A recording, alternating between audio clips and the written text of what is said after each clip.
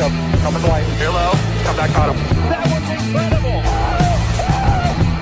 Dude, nobody better. Nobody. Hell yeah, guys. Ladies and gentlemen, welcome to a very special episode of NWP. It's episode 301, baby. Woo! Can't forget about that 301. one. Great to see everyone. My name is Eric Estep, and I am your host this evening. Joined as always by the iceberg, Jarrett Lundberg. And we've got Danny B, Daniel Baldwin in the house rocking. I can kind of see it behind that pop filter there, little Circuit of the Americas merch. Ooh, great segue, Danny, because we will be from my race I went to last year. Yes, we'll be talking quite a bit about this year's COTA race in just a few moments. But first, how you guys doing? You guys having a good week so far? Jarrett, I know you've been getting over some stuff. Are you 100% tonight? Can we confirm? Should I tell the story I told you guys beforehand? How are your eyes? You haven't blinded yourself since last week? So for anyone who watched my post-race stream, you notice I had little sniffles, and I thought it was because I had habanero hot sauce or like salsa, and I'm like, oh crud, I'm just, I'm a weakling now. Damn. Used to be really good with hot stuff, now I'm not.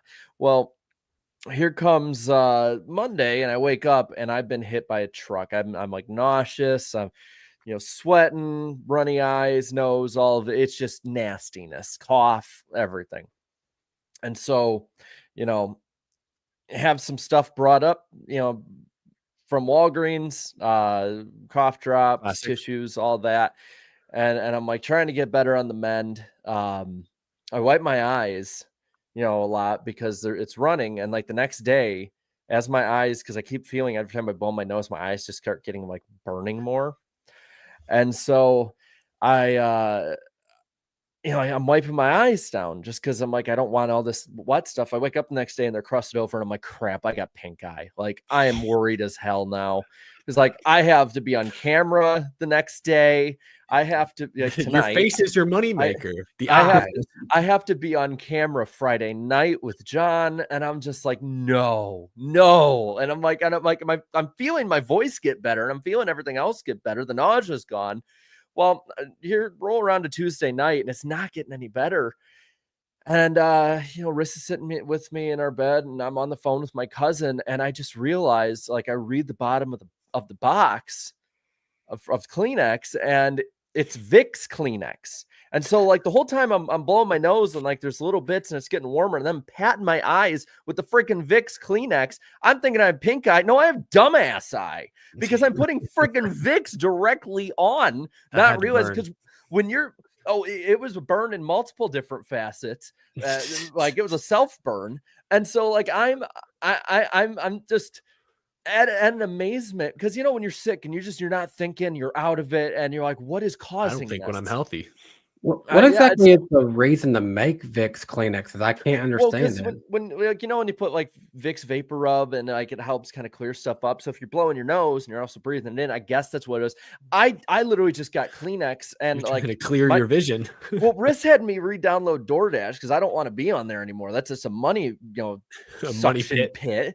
And so like she has me re-download it because she's at work, and I have it sent over, and I guess the guy picked up Vicks ones, and I felt like I feel like the biggest dumbass in the world that I'm actively putting Vicks, and it says on the bottom of the box, do not put on eyes, will cause permanent eye damage. That just seems like, not to tease a later topic, that feels like a lawsuit waiting to happen, to that kind of collaboration with tissues. Well, and I haven't had the chance to get any more. So here I am with this giant roll of freaking toilet paper, and I'm blowing my nose with that because at least it won't hurt my eyes. Well, we're glad you've made it. Lesson learned. Just stay off DoorDash. It's no good, guys. No, they're actively trying to poison you. It was desperate. It was a desperation move. Like I have not ordered anything off DoorDash since like the start of November. I've been like trying to be better with like money and vices like that.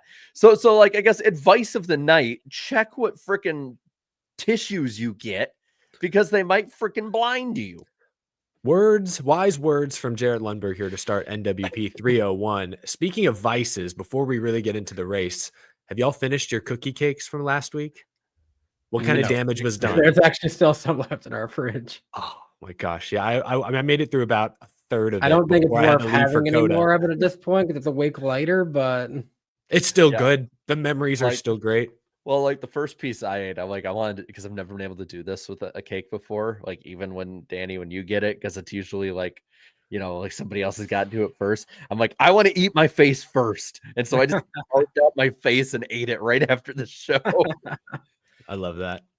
Well, it was delicious. It was a fun celebratory time 1 week ago. But now, folks, we got to get back to business. We have to get serious. This has been a massive news dump of a day.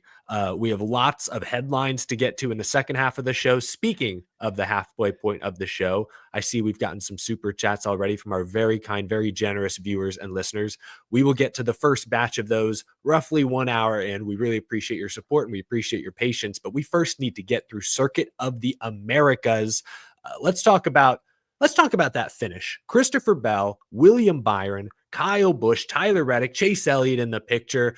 4-5, some past champions, some I think we could say future champions, duking it out head to head. Great stuff. Christopher Bell now is a 2-time winner already this season. Jarrett, what did you make of that finish, and what do you make of C. Bell's hot start to the year? The finish, breath of fresh air. I loved it. I loved that it was clean. I love that it was 4 of the best drivers. Like, yes, I get it. I think Kyle Busch is not fully over the hill, but is definitely at he's at the second half of his career and a long ways into that. It's real close. Like, he's on the back 9 to use a golf. I don't play golf, but he's still got it in some ways. And like, and when he can get a halfway decent car under him, he can compete for a win. You got Bell, Byron, and Reddick, 3 of the top young guys up there racing. And you probably would have had Chase Elliott too, when we'll get to him later, had stuff on lap 1 not happen. But you get those 4 extremely talented, extremely clean drivers together. And it was, so many people have had that meme at cinema. Like, it's just awesome. It was awesome. It was so fun seeing that compared to some of the stuff we saw last year. Like, immediately, first thing I'm thinking is this here is the polar opposite to the entire end of the Richmond race last year. This is the opposite of so many of those races where somebody will race clean and get junked. Like, I'm just thinking that Truex Logano one, like 6-7 years ago, whatever it is now. Like, polar opposites in the best possible ways. And so, like, I'll take it. And as for Bell's hot start to the season, I mean, he's got a chance this week to add himself into some pretty damn elite competition. Yeah, I know you looked up before the show. Every time a Cup Series driver has won 3 races in a row, and you mentioned it's a pretty extensive list, actually, surprisingly. But the more recent names are fewer and farther between. What are some of the names, some of the recent names that Bell could join if he 3-peats this weekend? Well, here's the thing about the 3-peat list, and then partially 4-peat in the modern era since '72. It's actually not that long of a driver list. A lot of drivers have done it over and over again. Oh, interesting. Like, Streaky. so I can just like read them all. Really. Go for it. Who has done 3 in a row? Bobby Allison, David Pearson, twice Richard Petty in 74, 75, Yarborough, Pearson, Darrell Waltrip, Bobby like Allison Rushmore. again, twice in 1 year for Dale Earnhardt. Of course. Rusty Wallace, Harry Gant, Bill Elliott, Mark Martin, twice in a row by Rusty Wallace, 3 times consecutively, 96, then 98, then 98 and 99 by Jeff Gordon, 04 by Jimmy Johnson, 07, Jimmy Johnson in 4 of the last 5. He basically won every race before Homestead. Kyle Busch and Joey Logano in 2015, Kevin Harvick, Kyle Busch, Brad Keselowski in 2018. And then the only other driver to do it twice in the same year, other than Dale Earnhardt, is Kyle Larson in 2021. All of those are current or future Hall of Famers. And some of the, I think the worst one I listed in that list was Harry Gant, and he is going to be in the Hall of Fame if he's that good. Eventually. He's due. He is due. Handsome Harry Gant is due. Yeah, that's wow. I mean, the way you start rattling off those names. A lot of big names I didn't hear in that list. I don't think I heard Tony Stewart, did I? Oh, overrated. No, I'm just kidding. Sorry, it's my channel. I can take a Tony Stewart shot. Danny, I want to bring you in here. What did you make of the finish between everyone? What did you make of it? The word that I used in my video I put out on Monday to describe this race was a masterclass, a driving masterclass. We needed to see that, much as Jarrett had just said. I mean, let's break this down. We came full circle with Kyle Busch and Christopher Bell. Last year, Kyle Busch is up in the face of Christopher Bell. I went back and watched that clip, and actually, first thing I saw Claudia. She was right there at it. Kyle Busch went around my wife, around some of the other media people, went up and got in the face of Christopher Bell. He said, Slippery. "Have I ever wrecked you?" And Christopher Bell, looking very scared, said, "No, sir." He said, "Well, it's coming." And And with a no, sir.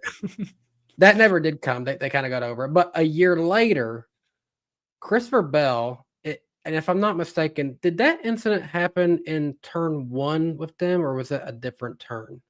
Turn 1. Yep. I think it was turn 1. They are in turn 1 again this year. He has a chance to spin out the obviously slower 8 car and take the lead. He doesn't. He learns from that mistake. He doesn't really lock it up per se, but he maneuvers himself strategically around, takes it wide, gets a better run out of that turn, and then he's got all the momentum he needs. He's getting ready to pass him. And this year, Kyle Busch admitted it. Kyle Busch made the boneheaded move of making the block when he should have, just tried to keep racing.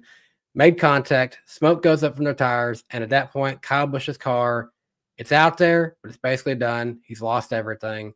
And then at that point, he falls back, I think, the 5th. And at that point, the race is between Christopher Bell, William Byron, and Tyler Reddick. And oddly enough, they finish in the order of who has won at COTA the last 3 seasons. Bell this year, Byron last year, Reddick the year before. And then Chase Elliott, I guess, was 2 years before that. So we just needed Ross to get in there. And then we would have literally a line of all of the COTA winners behind Christopher Bell. So close, so close. Yeah, that's great. I mean, that's a great point about Bell. That one moment where he clearly made an effort to avoid contact with Kyle Busch.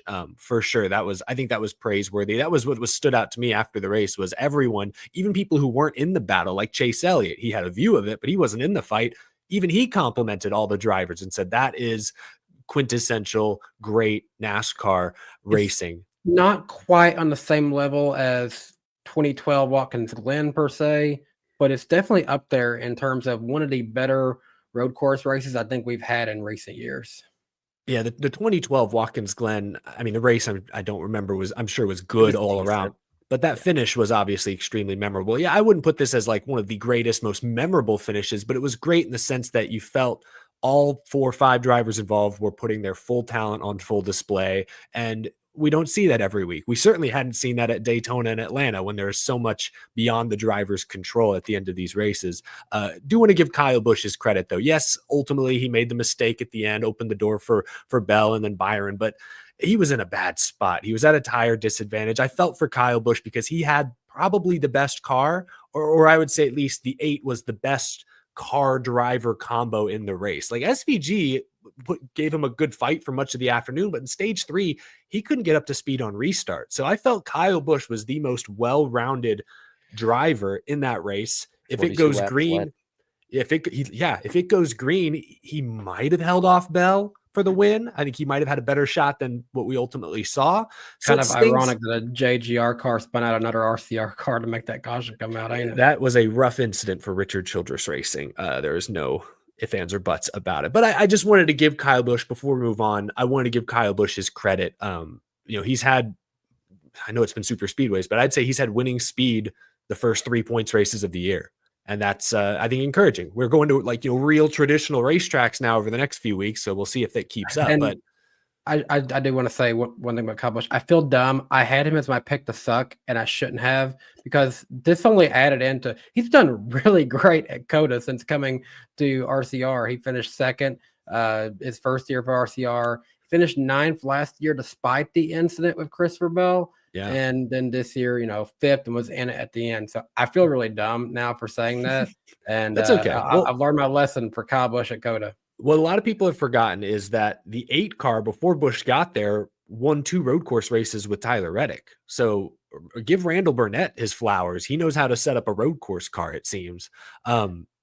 where did this rank, in your opinion, among the now 5 COTA races we've seen? Because that continues to be a talking point. Will SMI and COTA get a deal done for next year? Should they fight hard to get a deal done for next year? Where did this rank among COTA races? What'd you make of the shorter layout, Jarrett? I think this is the best. I personally think it's the best. Now, don't get me wrong. I think the competition isn't the greatest, just because I think the next gen has not been that great.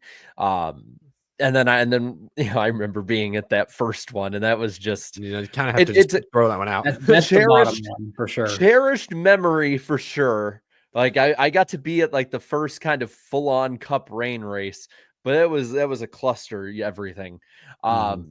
But I almost, I like the short course. I think that the short course offered a lot more than I thought it would when it came to passing zones, when it came to, from what it sounded like for people that were there, they were able to see the cars racing more in front of them. But I almost, and I don't know if that's a hot take to say this, I almost think it's being oversimplified that it's a short course that did it, and not enough flowers are being given to Goodyear. I'm glad you said that. I agree. We are so quick as a fan base to rip on Goodyear when they bring bad tires or too hard of tires, but these softer tires that they've been bringing, especially to road courses and short tracks, have been paying off. The racing's gotten better. I mean, you look at Martinsville last year, really great race, I would say. Felt like Martinsville. You look at the Roval, pretty good race overall. This one felt like an actual NASCAR road course race rather than a parade. Absolutely. And throw Bowman Gray in there as well. I mean, that was a much better race than the Coliseum produced those 3 years. So no, I'm glad you brought up Goodyear because the last couple of road races, last couple of short tracks, really since they debuted that option tire at Richmond late last year, we haven't talked about the car and its shortcomings. And I think Goodyear, to your point, deserves a lot of credit. After seeing this race, we've got a few other road courses coming up, but I'm actually hopeful that the race at Mexico might actually be really good in the midst of summer, high temps, maybe add some more grip to it. I think that race could actually be really good now after seeing this one. Yeah, it's going to be slick if it's really as warm as it could be. When's that? Is that race in May or June? It's Father's Day. Oh, okay. Yeah. Yeah. It's going to be warm. It's going to be toasty down there. Oh yeah. I mean, I'm going to actually look at really quick while we go on to the next thing. I want to see what the average temp in June is in Mexico City. I have a feeling it's pretty warm. That's actually Mexico is actually our next road course race, isn't it? We don't have another one for a little bit, do we? Yep, that's right. Is it before Sonoma? So yeah. Sonoma's in July now. Oh God, that's right. I forgot they moved some things around. That's going to be hot.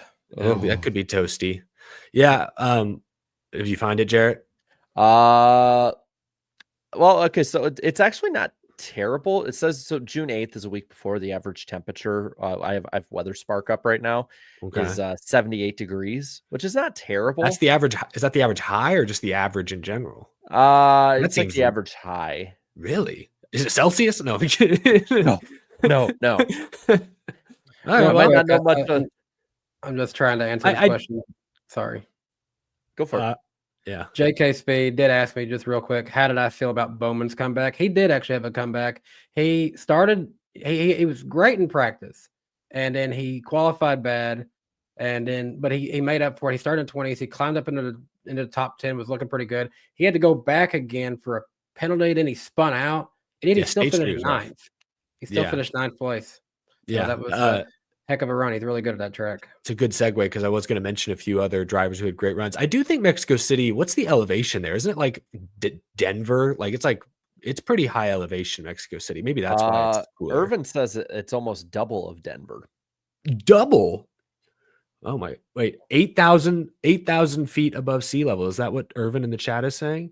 Yeah. Holy hell. All right. Well, no wonder the temperature is so mild. Good choice, NASCAR. Shoot. But yes, on that note, Alex Bowman, hell of a comeback after a tumultuous final stage. I think, is it true that he still has a top 10 in every COTA race so far? I think so. I think really this is impressive. His finish. This might be his worst 21, finish. 21 too. I think he did. He had a top 10 in 21. I forget. But Chase Elliott, his teammate, turn one, lap one, gets clobbered by the one and only Ross Chastain. First off, what'd y'all make of Ross's move? What'd you think? Ironic. I mean, yeah. Look what he did when he was talking to Hocevar the week before, and like about Hocevar making a dumbass move, and he was probably saying, "Hey Carson, hold my beer. Hold my bush. Hold my I love bush you. light. Yeah. So Bowman, by the way, finished 8th in 2021.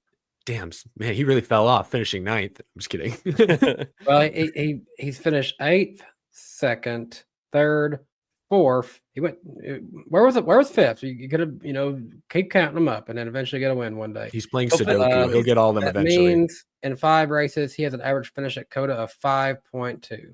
He's gonna. That's You know what he's why gonna I had him do? as my underdog. Maybe one day he'll win, but for now, he's just good enough for a top 10. He's gonna repeat what he did in his career early on, except it's only top 10 at COTA instead of every position like in Cup, like 2 through 43. He's gonna finish 2 through 10 and then get a win at COTA if they come back. He's collecting the Infinity Stones one at a time. Yeah, Ross Chastain turn 1, lap 1. I mean, I know I was hard on Ross 2 or 3 years ago when there was a few incidents that just felt avoidable. But I've been pretty friendly to Ross the past couple of years, I would say.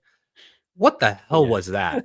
Old Ross is back. This was arguably the most inexplicable move. Ross has made some questionable moves. This might have been the dumbest. I'm just going to be honest. I love Ross. He has one fight with Carson Hocevar about his driving, and then he breaks out the old Ross, the real Ross. Maybe when he and Carson talked last week, Ross walked away from that like, oh, you know what? Carson actually made some good points. That was Batman and Robin right there. Yeah, like Carson was just like, just do it too. It's fine. Everyone's doing it. Don't get me wrong. Like that was a dumbass move. Like that was really bad. Like on every, I think that might, I don't know if it's the worst move Ross has made. It might be. It's up there. It's just the least defensible because it's lap 1. It's like he's trying to win the race on lap 1 from like 12. At least when Joey did it at the Indy Road Course, it was the final stage. Like. I'm sorry. Anyway. It's just so stupid. Yeah, I mean, that's the only way I can put it. And then, okay, this is my biggest gripe with Ross. And maybe it's because I've been media at tracks that he's done fun ass stuff at, like at Darlington in Kansas. He won't answer for it. Yeah, why did he decline comment? It's a track house thing, man. Like when I was there in person, like the track house people, I mean, it was like you had the Secret Service around Ross, and they're like, do not ask anything. Do not ask a thing about it. And there's like 3 people that are like telling you the same thing, like no questions about it. It's like, well, why do you think we're here, man? Yeah, like I was busy. I mean, I'm just one person. I was on the other end of pit road trying to talk to all the guys who were part of that dramatic finish, and I didn't even have a chance. It sounds like I was glad I didn't waste my time trying to get over to the one car. I'll give Ross credit. He did a lot of media all weekend. He did a track walk early in the week, did a couple other things for NASCAR Social. Like the guy's not afraid of the camera. He's just, I don't want to say he's afraid of controversy, but I do think he is a little. I think he's afraid of the narrative that was assigned to him 3 years ago, and he's afraid to drudge that back up. I mean, there's a reason he pulled Carson away from the cameras at Atlanta last week. I think it was a smart move, but it was also like he doesn't want this negativity to be publicized. But like, man, you got to answer when you make a dumb move. You got to answer for it. Here's my theory. Ross, I think, is the most normal guy in the Cup garage when it comes to drivers. I think he's a normal dude. He's a watermelon farmer. He's a farmer through and through. Like when his career's done, I'm betting you he goes back and he goes to his family's farm. Mm-hmm. I think he's a normal guy, and I think he gets stage fright. I honestly think that's what it is. Like when you're in the moment and you're amped up and you're excited about a win, like you're going to say whatever. Like it doesn't, you look at us like our first year of doing this when we got really amped up and like we're great in front of a camera. Then look at us when it's normal and we're like, no, whatever. I think that's what it is, honestly. Maybe. Hey, you might be right. I hope he comes out of his shell more when it comes to the controversy side of it, because if he could answer for it, I feel like he'd be the greatest anti-hero for a lot of people, or just the most fun guy to watch after all of his shenanigans. A lot of talk this week, and we'll get to Connor Zilisch later, but he made some mistakes in the Xfinity race, and he came out and apologized and said, hey, I got to be better. I've sent some texts, I'll be better. Carson Hocevar made some mistakes, let's say, at Atlanta, and he came out and he kind of spoke both sides. On one hand, he was like, I could clean it up. On the other hand, he's like, well, I'm not here to make friends. He kind of leaned into the heel, I'd say, a little more. Ross needs to decide which one he wants to be. Does he want to take the high road and like Zilisch did, or does he want to lean into the antagonistic nature like Hocevar? He kind of has to decide, and I don't know, no comment. It's just, I bet Chase Elliott doesn't love that either. For what it's worth, Chase Elliott also declined comment on Ross post race, but I think that's more calculated. You can't telegraph your retaliation. We know that gets you into trouble. We can move on. Yeah, definitely a bold, let's say, bonehead move from Ross. Chase Elliott was able to recover in the final stage. They put fresh tires on it at the end. He drove through the field to fourth. Really great comeback for Chase. Want to shout out a few other drivers with some good runs. Noah Gragson was in the top 10 late. He finishes 8th. We mentioned Bowman 9th. Todd Gilliland gets two front row cars in the top 10. I think Zane got damage in the Cindric Ty Dillon incident we'll talk about in a moment, but good day for front row. Carson Hocevar qualified 4th, finished 13th. Solid day for Carson after his runner-up finish at Atlanta. Also want to mention Brad Keselowski, who guts out a top 15 finish. His cool suit failed on him, and it was a sneaky warm day in Austin. It was like in the low 80s, but the sun was out, cars were baking, and that's a physical racetrack, again, wasn't it? Yes, it was. But one question. Brad was taken to the infield care center, was okay, but man, that's a gutsy performance. I have one question, and I know you were there, so you might know more about this, but was it true that like his power steering was having issues too? Because I know that like it was going around social media, With but Brad? I never saw any proof of that. But if that's the case, then it's like, well, I good for didn't. you. Obviously, I did not talk to Brad after the race, and I was not listening to his radio, so I can't confirm that. I didn't see that. But if so, shoot, man, you saw the ripped sleeves he had for those cellular commercials, consumer cellular commercials. He was putting his muscles to the test if that was truly the case. Dude worked hard, top 15, and we've documented on this show. I think I picked him to suck this week. Not been a great road course racer. Yeah, not been good at road course races the last couple of years. To get a top 15 under those circumstances was really, really impressive.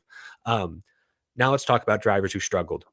Kyle Larson, couple incidents, had a wheel fall off, of course, a couple of crew members suspended. We found out today. Ty Gibbs, I still think he's finished like 25th or worse, like 8 straight races going back to last year. He's found a way to go airborne at tracks he shouldn't be. He's going up at Talladega, isn't he? Monster trucking in the monster Toyota. Well, Fox never covered that on their broadcast, and I watched both on TV, and props to NASCAR for putting it up until about 25 to go on their YouTube channel live stream. They've been doing it like every week, I've noticed, on like either Fox's or NASCAR's. They never covered it. I had to find out because I looked in social media, and then I just see like there's Ty Gibbs lifting off. Yeah. Houston, it's Austin, but he's saying, Houston, we have a problem. Yeah. Tough break for Ty Gibbs there. He's had some bad finishes lately. A lot of them really aren't his fault. Just wrong place, wrong time. He's a good road racer. This could have been a big day for him, but kind of got off to a bad start. This is the year he's supposed to break out, isn't he? By all that we've seen from previous now good veteran drivers like Larson and Elliott, they were winning by their 3rd year. This is the year we're supposed to see him shine, right? 100%. And the way last year started, his sophomore year took a pretty big jump. It looked like he was right on track to have year 3 be his breakout year. In the spring, last year. He led 400 plus laps last year. Like that's real. That's real numbers. But there's still plenty of time, and it could still happen. We cannot judge this after only 3 races of him, but But it's also the last 5 races of last season. That's why I think people are like. And remember, he missed the main event in the Clash. Like he failed to qualify at Bowman Gray. So really 9 races now. He's not been good for one reason or another. So something to watch. Phoenix this weekend's been a good track for Gibbs, Joe Gibbs Racing, I should say, the past few years. Ty won a championship in the Xfinity Series at this track. So this is another opportunity to maybe bounce back. But Ty Gibbs got off to a bad start at COTA. A couple of drivers got some really bad finishes. We hyped up Team Trackhouse coming into the weekend, bringing 4 great drivers and great cars to a road course. But they ultimately come home with 36th and 37th place finishes. Daniel Suarez, late in the race, loses it in turn 19 and collects the 18-year-old Connor Zilisch. I guess I first want to ask you all about Connor Zilisch because I think these are somewhat 2 separate conversations. Danny, I'll start with you.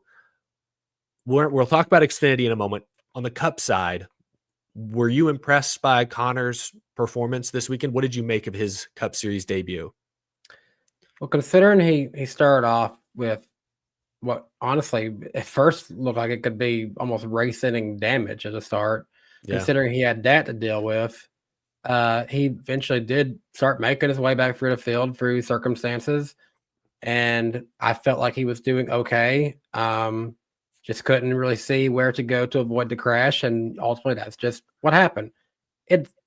He's how old is he? He's 18.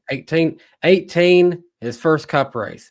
What more could we really ask for? He at least logged laps out there, and He passed gave a it lot the of best he cars. could. He passed a lot of cars. He was on track to finish better than people who race every week in the Cup Series. So I don't think anyone expected him to go out and contend for the win in this one.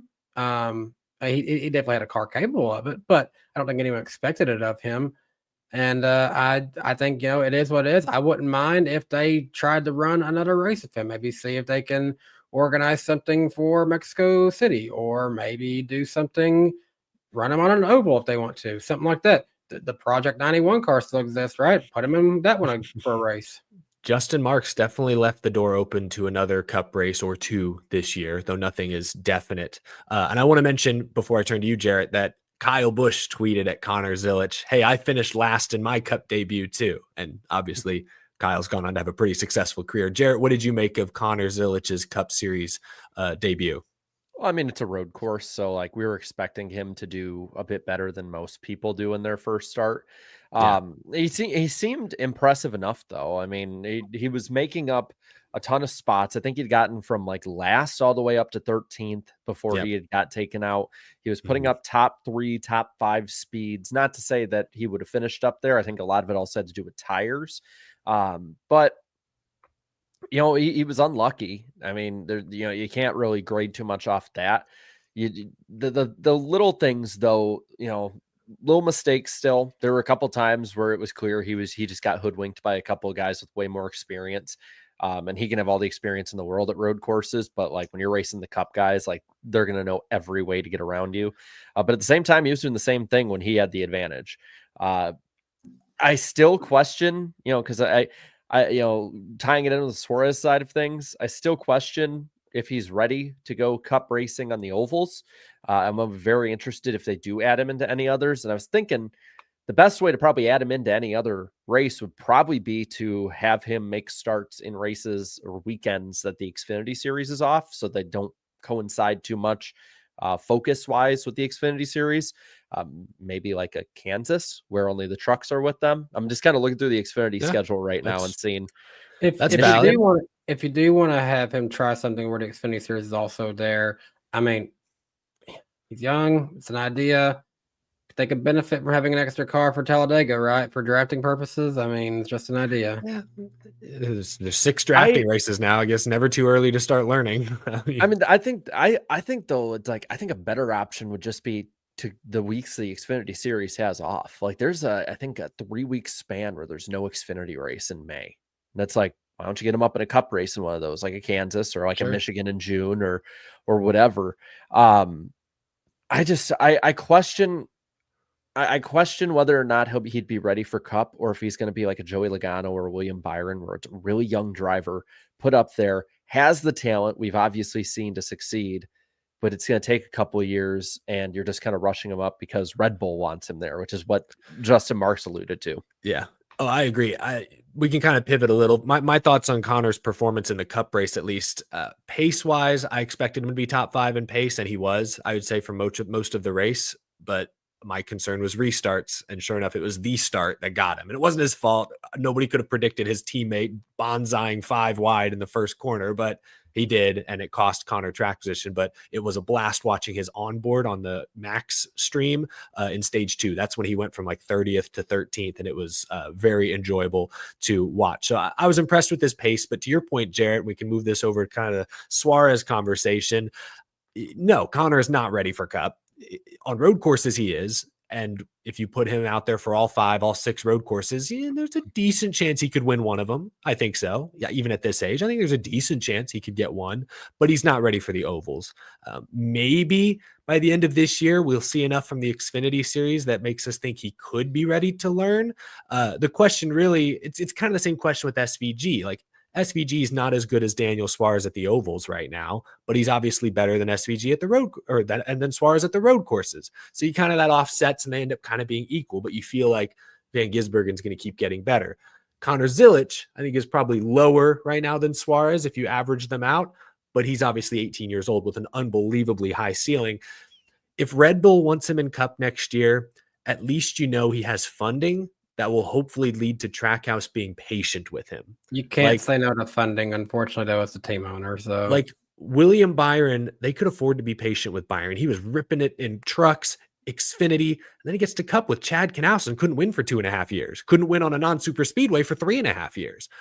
But they were patient with him because he was really young. They could see the talent, clearly the potential, and he had some sponsor support. Exalta was willing to sign on with him. I'm sure he was cheap, all things considered. Liberty University, of course, was a longtime partner of his. If Red Bull is willing to give Connor a couple of years, then maybe you do put him in Cup next year, because I think it's undeniable at this point his ceiling is higher than Daniel Suarez's. And I like Daniel. It's just the unfortunate truth. Well, Suarez, to me, I mean, between the interviews at Atlanta and COTA and the performance last couple of years and sort of the abrasiveness between him and Justin Marks, he just feels like a dead man walking right now. I mean, that's no other way for me to kind of put it. I mean, it just feels like it doesn't even matter if Connor Zilisch is the one that goes up there next year. I mean, I put it out there that if Kyle Busch doesn't have a place to go and doesn't want to stay at RCR, Trackhouse is better for him. A 1-year better deal. Than 1-year stopgap for maybe Kyle would do that for a year.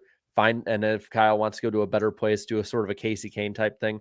I don't really think that unless they absolutely have to, Trackhouse and Suarez are going to be a thing next year. That would be the last case scenario for Trackhouse, and that'd be the best case for Suarez. It would be sad because Suarez was the team's very first driver, and they built into what they've become.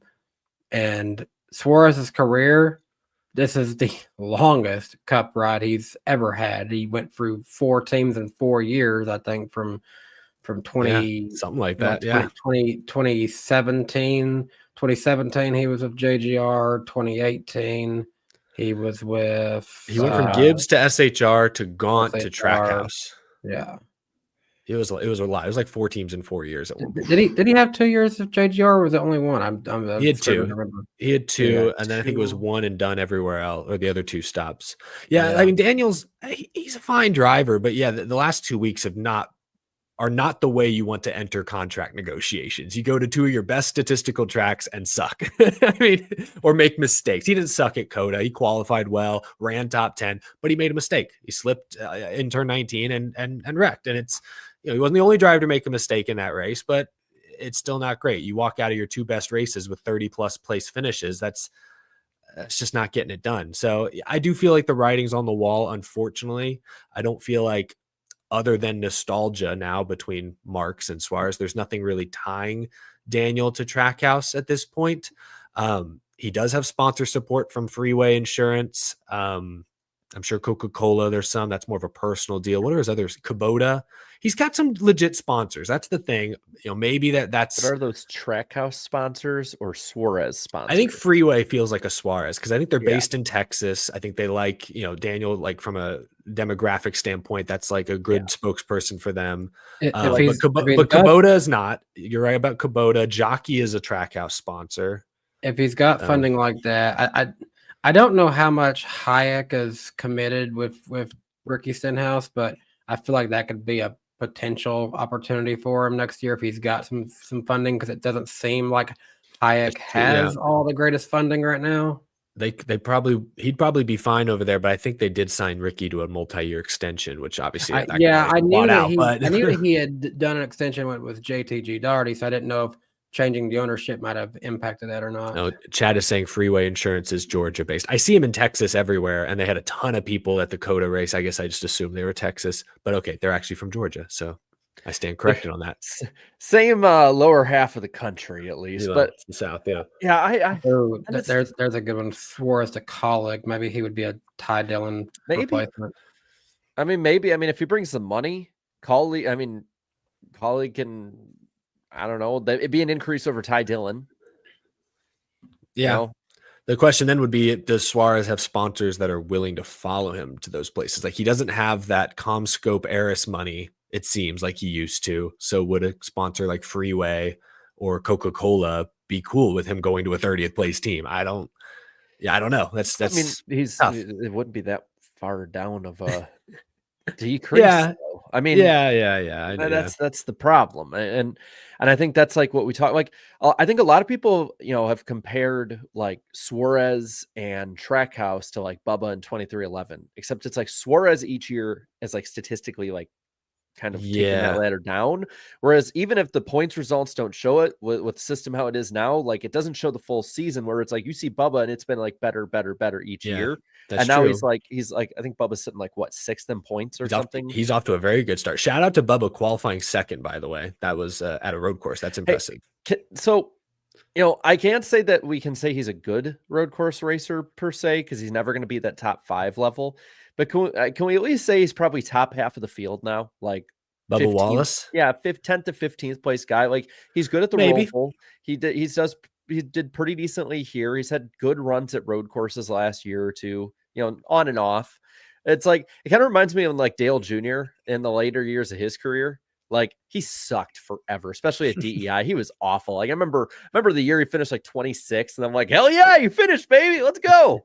And then like the last couple of years, like people forget one of Junior's last top 10s in his career was at a road course. It was Sonoma. I think he finished like 6th or 5th or something. Like it was like he was competing for a top 5 and he was cooked at that point.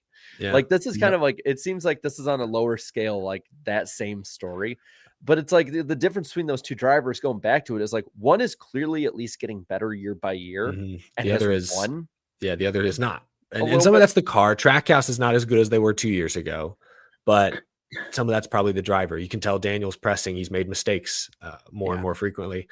To kind of piggyback off your Dale Jr. story, I can relate to that as a Matt Kenseth fan because he was not a good road racer. But for all my Matt Kenseth fans out there, y'all remember his last road course with JGR was Watkins Glen 2017. Dude almost backed into a fuel mileage when almost beat Tricks. I was out of my seat. I remember how hyped I was, like, he's about to win a road course race. You got to be shitting me.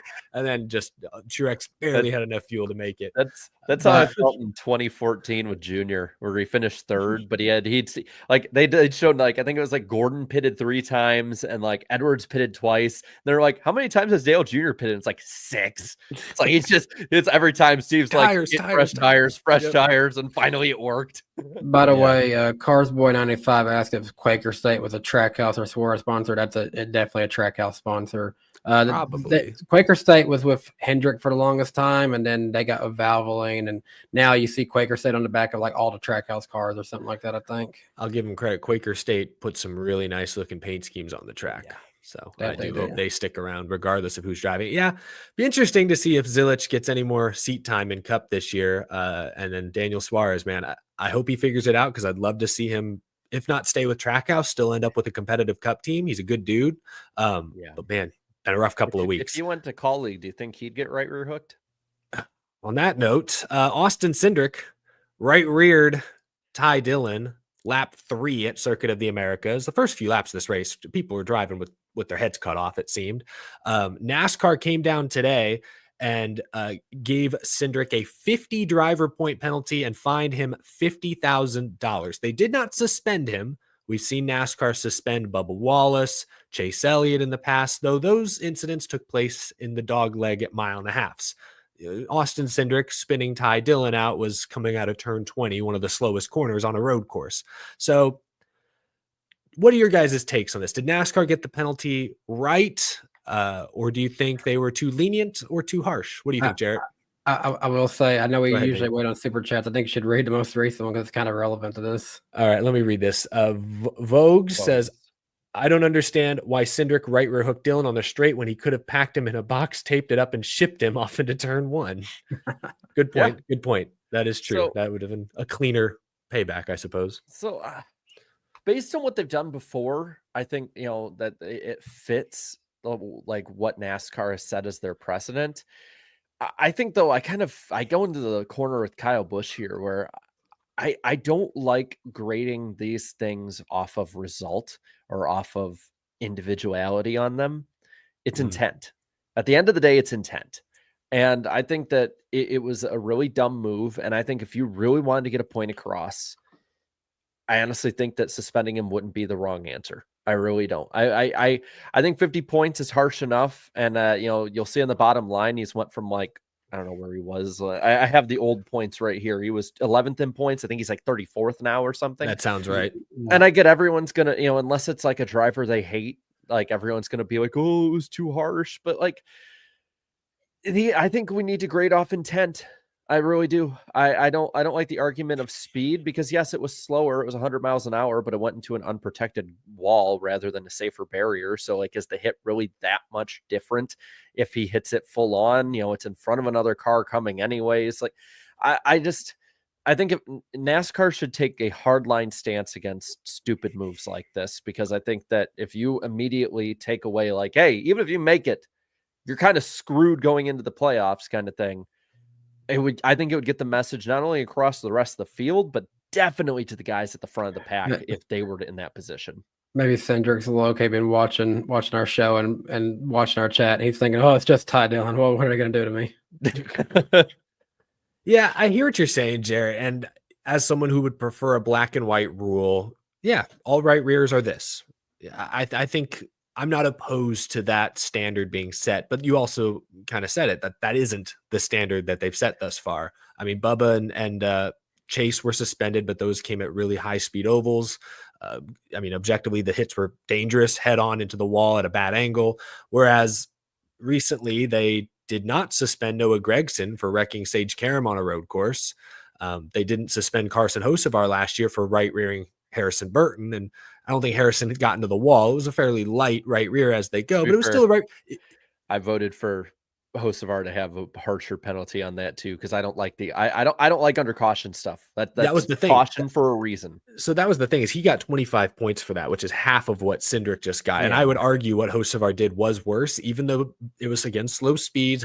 Burton didn't get put in the wall, but because it was under caution and theoretically you could have safety vehicles coming out onto the track at that point, nobody's expecting to get hit by anyone at that point. I would argue what Hocevar did was more egregious than Cindric, but they're both bad. They both deserve to be penalized. I guess based on historical precedent, I would have said 25 points, $50,000 for Cindric as well. But I agree with what you're saying, Jarrett, that maybe intent, and what Kyle Busch said, maybe intent shouldn't matter. And if you just right rear someone, you should get the hardest penalty. I just think it's tough now with the suspension. So the 50, I would argue this, the 50 points is worse than a one race suspension traditionally, because Austin Cindric's not getting 50 points at Phoenix. That's just not happening. No. But because suspensions now also come with that playoff point or the forfeit of playoff points for the entire year, then yes, that is a much more serious penalty, I would say. I just don't know if a spin, I guess I have a hard time docking a guy 50 points or more when we saw Ross Chastain basically take Chase Elliott out and arguably just as bad a hit. I know it wasn't intentional. Yeah, but right rear hook, and unless like SMT data shows otherwise, it's pretty damn clear what you're doing. And then I want to bring up Dirty Death brings up a good point in the chat. Like Ty Dillon hit, I don't know if it was concrete or guardrail, but an unprotected wall with no barrier, 108 miles an hour. Like that's still, if that's a head-on hit, either way, would be a hard hit. Plus, I think it was in front of. I can't remember who was in front, but there was a car that almost hit him and had to come to a stop. Zane Smith. Okay. So, I mean, like, I get that, the back and forth of it, like 25 for Noah, was it, I think, or 25 it was 35 for Noah. Okay. That's the thing, is I just feel like what Noah did was worse. We don't even have, like, if we're even talking precedent, we don't have a precedent of what the penalty is going to be. We're doing 50 here, 35 here, 25 here. And suspension here. Yeah. Suspension here. And I just, at what point, like, are we going to start putting in like, okay, with this speed, you get this penalty, and then here it's, like where can I crash someone at the end of the year at Phoenix so that I have pretty much just had to pay like a $50,000 fine, which my team owner will pay for me, and get revenge because like, oh, well, we're only going like 120, but it's like, if we're going 160 or 70 at Charlotte or Vegas, like, I just don't like, because it just muddies it up more. It just muddies it up more. And then we're putting it in ball and strike call again when it doesn't need to be. That's the thing. Like some things need to be ball and strike calls, you know, as much as we dislike and can disagree on the stuff with the finishes, like at the end of the day, those are things that like we can grade on different levels, like things like that with cautions. But like this one is just, it seems like something that's unnecessarily complicated. Yeah, I wish there was a more clearly defined, consistent penalty. I think a penalty was absolutely justified. Should have been 25 points, 50 points, a suspension. You know, I asked the chat, and our chat, we have 700 plus people watching. Almost 60%, 58% say that the Cindric penalty was just right. 24% say it was too light, so they're probably arguing for a suspension. And then 16% believe it was too harsh. Maybe they wanted less points. Maybe some folks wanted no penalty. Shoot, the whole chat last week wanted them to race back to the line in the case of a big one. So, you know, sometimes safety matters, sometimes it doesn't. It's kind of inconsistent, I would say, on there. Let's see, where's he at? Where's he at? Right here. Custer or Cindric, there he is. I thought you were pointing at Cole Custer, and I was like, why It's am I better than Ty Gibbs? Yeah, It's he is so still sad. 1 point ahead of Ty Gibbs despite the 50-point deduction. I'm just more interested in how he's going to respond from this, because I do think aside from this, we've all noticed, like, it seems like so far this year we're seeing a lot more of Cindric up in the front, and spoiler alert, I think he will be in the contending in the top 10 at least this weekend. And because it's this early, 50 points. I mean, you go on a run of a few great races, you know, compared to your peers out there, you can make up that 50 points this early in the year. It's still plenty of time. And also, if he, you know, messes around, has a moment like Gateway last year, Cindric could still sneak off a win, you know? Yeah, I agree with that. I do think more than likely this guarantees he's going to need to win to make the playoffs, but he was probably in that boat regardless, unless this was the year he really breaks out and runs top 10 every week. But I don't think any of us really expect that. I mean, he's supposed to be a good road racer, right? They qualified 35th at COTA. Like, what? I just don't trust this team. I don't trust the driver, quite frankly. I think he is capable of winning. I'll definitely be watching out for him when we get to Talladega for sure. Oh yeah, and he could have other races that surprises us. But I just mean, like, from a point standpoint, yeah, the 50 hurts, but it doesn't really change the goal of you need to win. You need to win a race to make the playoffs. That was probably going to be the case coming into the year. I don't think that changes now. It just sucks that it's still just deflating to have a 50-point penalty. And I do think Cindric is pressing the story this offseason that his dad is taking a lesser role at Penske, combine that with his teammates winning the championship every year. Like, at some point, whether he feels the pressure or not, I think even internally, Cindric feels pressure to perform better than he has. He's in year 4. Like, time's running out. He's in year 4 driving for one of the best 3 teams in the garage. You gotta win or at least contend more frequently than he has. I think even he would admit that. Anyway, we can move on. Almost done with COTA. We'll get to the Xfinity race in a moment because there are a few things to talk about there. This is a full show, folks. Appreciate you sticking with us. I do want to mention this super chat from Andrew a moment ago before we get off the Cindric thing entirely. What if Dylan was injured in that incident? Broke his wrist, for example. Then is there a suspension?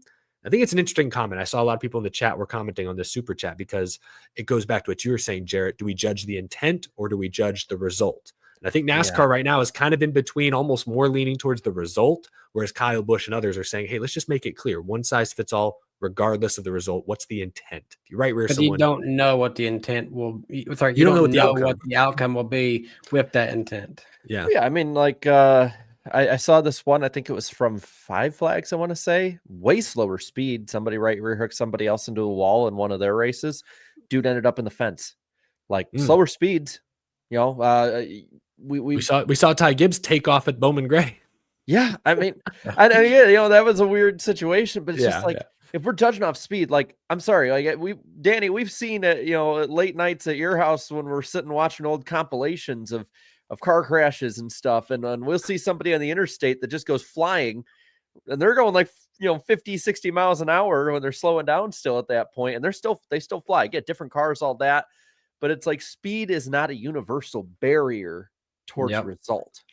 We just need to add another roof flap and we're good. Yeah. We'll add one to like the windshield or something, man. Just one more roof rail and it just all will be fine. A few fun facts real quick before we get into some other numbers. Riley Herbst, can y'all believe this, has finished 17th in all 3 races this year?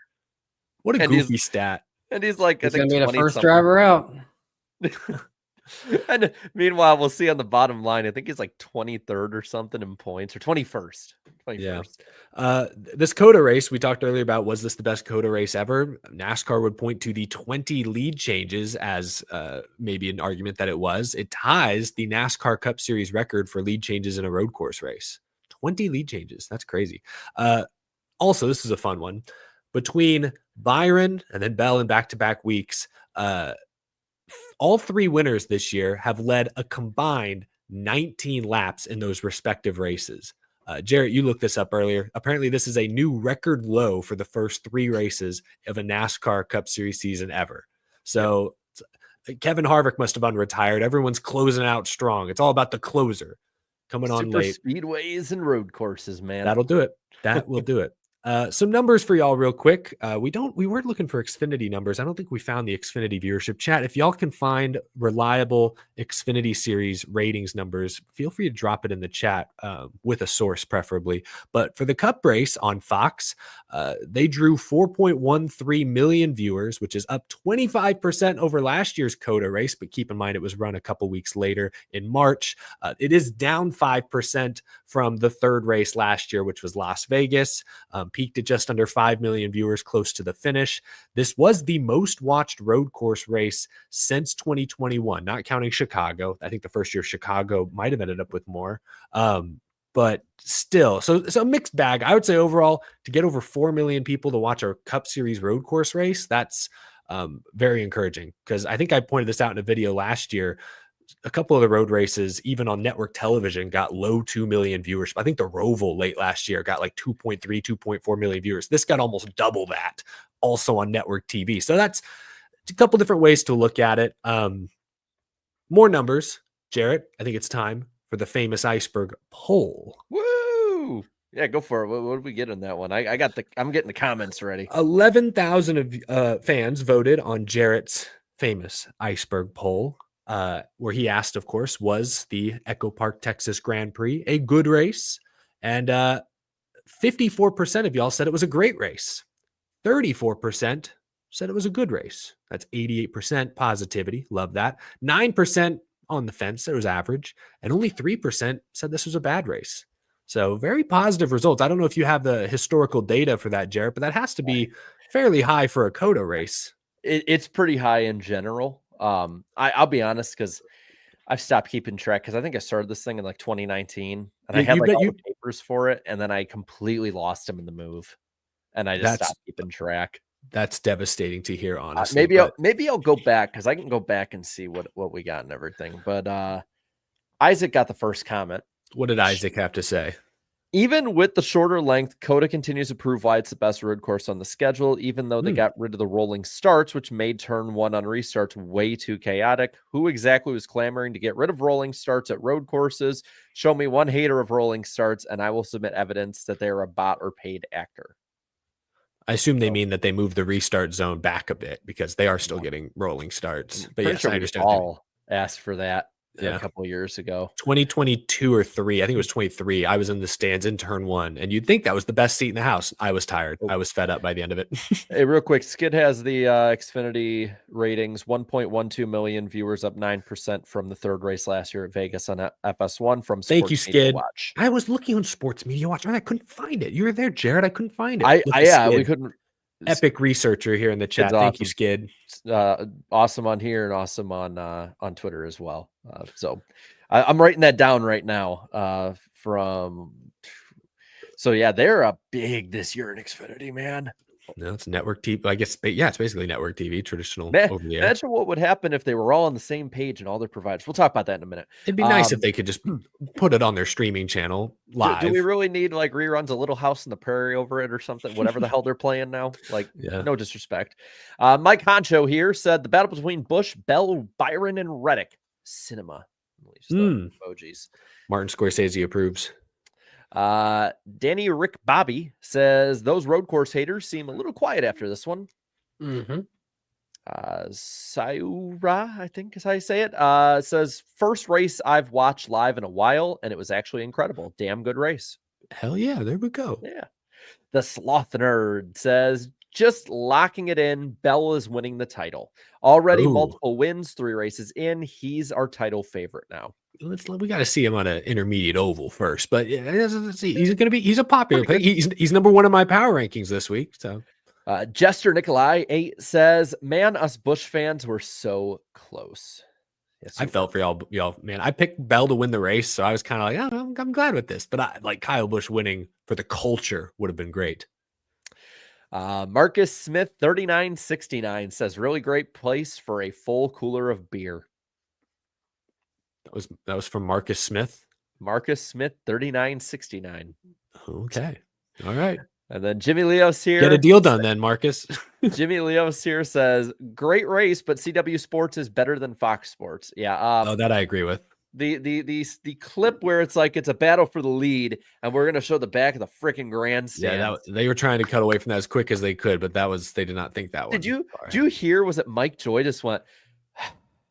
Yeah, it's just I saw someone posted a clip where like you could hear a guy coughing in the background, and I'm like, man, like we've talked about on the show when John was on the show, the sound mixing at Fox the last couple of years is abysmal, and that was no proof. I watched with these on because I just put it on my computer for the first half of the race because the feed they had at on YouTube was a lap ahead of the one on TV. And so like I'm watching it, and then if I miss something, I just look back at the TV and see or something. And I could hear at different points like that, like at one point Mike just going, yeah, well, you hear a lot. It's just, and they don't pump. I rewatched the Busher SVG finish at Watkins Glen, and NBC pipes in crowd noise, and it just makes the moment all the more cinematic, as Martin Scorsese would say. Fox doesn't do any of that. They haven't done that for years. It's terrible. How did they ever win an Emmy for sound? I don't get it. Well, it used to be awesome until like maybe I guess we have Jeff Favignano on last year, and he brought up, and it's like you go back and listen, like around 2012, 2013, you just hear that hissing. Yeah, that's why I forgot he mentioned that. He's right. I always thought that was like the wind off the cars or something. I'm like, it's kind of annoying, okay, whatever. I was turning the volume down a little bit, I guess. But no, it's like it's them. And like I get it, it's kind of ironic. We've had sound problems before, like on this show, like Mike's, but we don't have multi-million-dollar budgets. So. Billion. Yeah. And this isn't just like, again, NASCAR's the canary in the coal mine, man. Like the Fox NFL coverage and like the pregame show and all that, like that's not much good. I couldn't sit through a baseball game on Fox for the last couple of years. It all went downhill when Joe Buck left. I'm sorry. I'm a Joe Buck apologist. I know that's not a popular take. Listen, he has apologized for 2004 in Lambeau when he called Randy Moss's move disgusting. That was a disgusting act. Hey, you know what? Like he apologized for it. He's good by me. He had a great call when the Cubs won the World Series. I'm not going to hold any. The great call at the Minneapolis Miracle. I'm not going to hold anything against That's him. what I'm saying. Troy Aikman. No. Okay, I'm getting off the rails here. Let's get to the gutter comments here. Yes, let's do it. Let's do it. Ghosty says, "How many Mickey wins is this season going to have? Jeez, it's an effing joke in all honesty." I didn't think it was a Mickey win. No. I don't know what you saw Mickey about this one. Yeah. I mean, maybe they're talking about the new Mickey movie with old Shovelface or whatever his name is. No, they're talking about all the roller coasters they're building at COTA. They're turning it into Disneyland. Oh, yeah, there you go. Yvonne here says, worst race in the last 3 years. First place was 10 seconds ahead of 10th place. Boring. Get rid of all road course races except Watkins Glen and Sonoma. NASCAR, you're losing fans. Smarten up. You're killing your Cup Series. Not the Cup Series. Did we watch the same race? Well, I mean, there was a 10-second gap between first and I don't care if 10th was 10 seconds back. I'm more focused on the battle for the win. First and fourth were like 0.4 between each other. Yeah. And then Noah Dunn with the lowest voted comment, which I don't get. He just put back to back with a bell emoji, and that's it. What? Man, there's some silent Christopher Bell haters out there then. That's what we're Why? What has he done to be hated? How many burgers does Riss have? I brought that up the other night. I'm like, he's a pretty damn good driver. And she just goes, nope. He ruined my Daytona 500. And I'm certainly not going to next year's because of everything going on. So she's like, I'm going to have to wait at least 6 years to go to a Daytona 500. And I'm like since the last one. And I'm like, Side note. Side note, sort of slightly off topic. We talked about this guy on the show, right? Marcus Villarreal, who is like the first comment everywhere. I think I called him on the show last week a very sophisticated AI. He's probably a real person. Shout out to Marcus. Did y'all see Christopher Bell on the NASCAR YouTube channel posted a shout out to Marcus? Yeah. Oh, I did not say that. I saw somebody in my comment saying, "Oh, did you see Christopher?" Or Marcus, of course, was in my comment section that night, and people were replying to him like, "Hey, love that Christopher shouted you out." And I was like, "Did he like on fun? Like I missed that?" And then I found the video, and I was like, "You're kidding me? That's so funny." Send that to us later. I didn't. See that. Marcus is in the chat right now. What the Shout out to Marcus. Apparently, he was at COTA. I didn't get to see him, but got to see his favorite driver win in person. He's a good sport too. About it. I like it. That's awesome, man. Anyway, Congrats, I thought that was Marcus. That was awesome. super funny.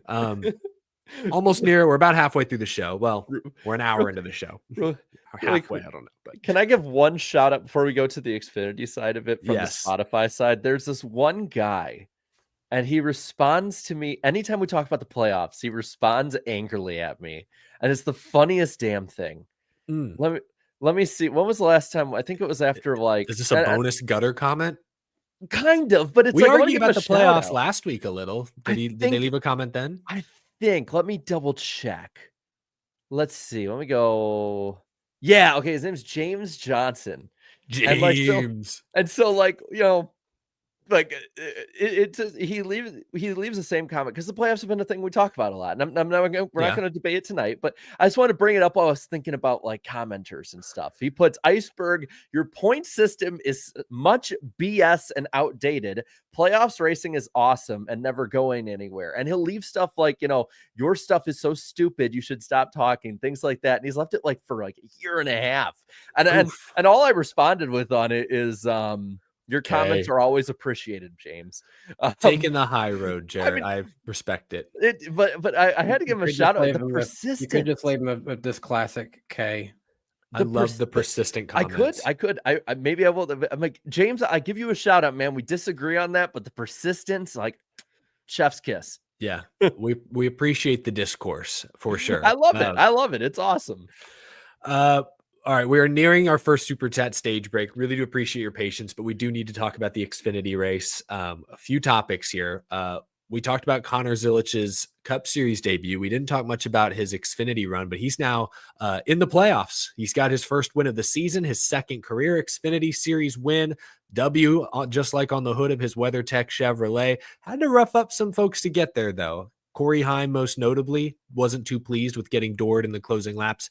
What do you guys think? I'll start with you, Jarrett. What do you make of Connor on the Xfinity side? I don't want to overly rehash what we said about him earlier, but like, what do you make of his run in the Xfinity race? Got to clean up the mistakes. Like I get he won in this one, and he did an awesome job. But he even said like the amount of mistakes he made is a little overboard. And for somebody, I personally think that his talent can be at the like he can his high ceiling for a career is Kyle Larson. Like I think he's that talented. I will go that far and say that. Sure. That's the ceiling. Thing is, you don't always reach your ceiling because it's the same thing with Kyle Larson. These incredibly talented drivers, they're their own worst enemy sometimes. And there were a few times he put himself in bad positions, and I get experience as a big part of that too. But where it's just bring it back a little bit, 80% it. You know, we can 80% it for a little bit. Especially when he's that fast. He was just so much faster than everyone. Like he just did not need to force it when he did, but it didn't cost him, but I'm glad he was aware of it. It was impressive.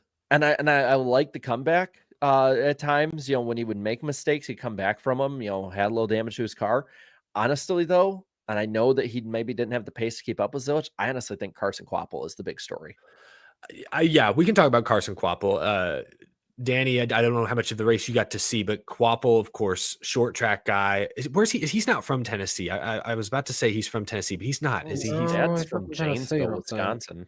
That's right. Yeah, he's not Tennessee. I don't know why I was thinking that for some reason. Maybe it was the Bass Pro Shop's car. I don't know what it is, but we think of Carson Kvapil as a great short track racer, great in the Cars Tour. Now he's full-time in Xfinity. Did anyone see this kind of a road course run coming from? He set the 3 fastest laps in the race, not Connor Zilisch. Carson Kvapil. Did that shock you, Danny? I mean, to a point, yes, but also he's in Junior Motorsports equipment. So, anyone can. That's the Xfinity Series equivalent of being in a Hendrick car. You can expect a good performance if you're in that kind of equipment. Brandon Jones. Oh, okay. Sorry, I had to say it. There is an so exception. awful. There is an exception to be made. But anyways, sadly, no, I actually didn't get to really watch this one. I was working with my wife and the company she works for pretty much all day Saturday. I think we worked like 15 hours on Saturday. Oh, gosh. From 5:30 to 3, had like a 30-minute break, and then 4 to like 10 o'clock. I mean, it was a long day for us. So sadly, I was just kind of keeping track of what was happening on my phone throughout that race. I'm not the right person to be asking, unfortunately. No, that's okay. But it was impressive to see. We knew Zilisch would be good. Quapple was a surprise. I thought Corey Heim, he had a top 5 car, Sam Hunt Racing before his issues. But like with William Byron and Ross Chastain in the field, I was expecting them to be a greater factor, and they both had the speed. I know Chastain had a pit road penalty. I forget what happened to Byron now off the top of my head. He finished top 5, I believe. I just don't remember where, but that was what impressed me, was not Zilisch, but Quapple running with Zilisch when I don't think he has much formal road course training. So that was pretty cool. To kind of put my point forward, just look right underneath me scrolling. What position was he in? I didn't see it. 29th. So he's 36 last. Points out already. Oh gosh, he's basically Jones. That's not great. Not great for Brandon. Not quite last. That's not last, but that's pretty much least last in the competitive Menards. Save big money. They're gonna have to save some big money fixing those cars. Anyway, the Carson Quapples race. I mean, that surprised me. But he's shown before. He showed at Dover last year. A lot of talent. He's shown at other places. Yeah. He can run up front. He has a great support system too. And you're kind of, once again, you're looking at the Chevy tree and you're kind of like, man, Chevy's kind of in a way with JRM right now is turning kind of into Toyota. Remember Toyota, like it's always been like they have that bottleneck at the top. And it's like Chevrolet, like how many good rides can you really have when Hendrick Motorsports has 4 very elite and capable drivers? You have Trackhouse that has Zilich's name written all over it. They're not getting rid of SVG or Ross. And then RCR, well, that's not a top team. Carson Hocevar at Spire stepping up, and Hocevar's got the speed. Yeah, we'll see about Haley. You're not getting rid of Michael McDowell at this point because he's running pretty decently and he's a good stable driver to have. Hot take. I think Spire in a few years will be a better ride opportunity than RCR in a few years. Yeah, they're trending that way. Yeah, that's true. I mean, take Kyle Busch out of that 8 car and put just an average driver in, because I still think Kyle Busch, while he might not be close to his best, is not bad. No, he's still carrying. Yeah, put an average driver in that car, and I honestly think that Spire is a little bit ahead equipment wise. You just have a better driver there at this point. But on the Xfinity side, though, RCR is a different story, because then you have 2 other very capable drivers in the RCR cars. Think about you're right. I'm naming the Chevy guys now in Xfinity: Zilisch, Quapple, Love, I guess Austin Hill, even though he's a little older now. But damn, I mean, it's a bottleneck. Sammy Smith is Sammy Smith still in the 8, right? Yeah, right. Yeah, I mean, it's like Earnhardt Jr. looking number 8. Yeah. I mean, he's not like somebody that's like necessarily near the top in any way, but he has talent to run up front. We've seen it before. And, Justin Allgaier, Nick Sanchez is in a Chevy. Yeah. I mean, it's pretty stacked. Shoot, Raja and Trucks. You keep going down the list. It's a good point. Good point. Xfinity is going to be, what's fun about Xfinity this year is like, there's no one to me that is a clear-cut favorite like years past. Like Hill's really good, but Hill's, like outside of the super speedways, he's good. He's not great. He's good. Yeah. He's going to win a few races outside of super speedways. Sure. We know he has. Yeah. Zilisch is really good. Like, especially on the road courses, he's shown promise on the ovals, but we don't know that yet. Justin Allgaier, like, there's the reason he's an Xfinity guy. He's probably the most consistent guy you expect to be there at a lot of these tracks. Well, and right under me, an 11th in points right now. I know it's early, but I don't ever think it's too early to talk points. Harrison Burton, AM Racing. I was told last year AM Racing was a lost cause. Good point.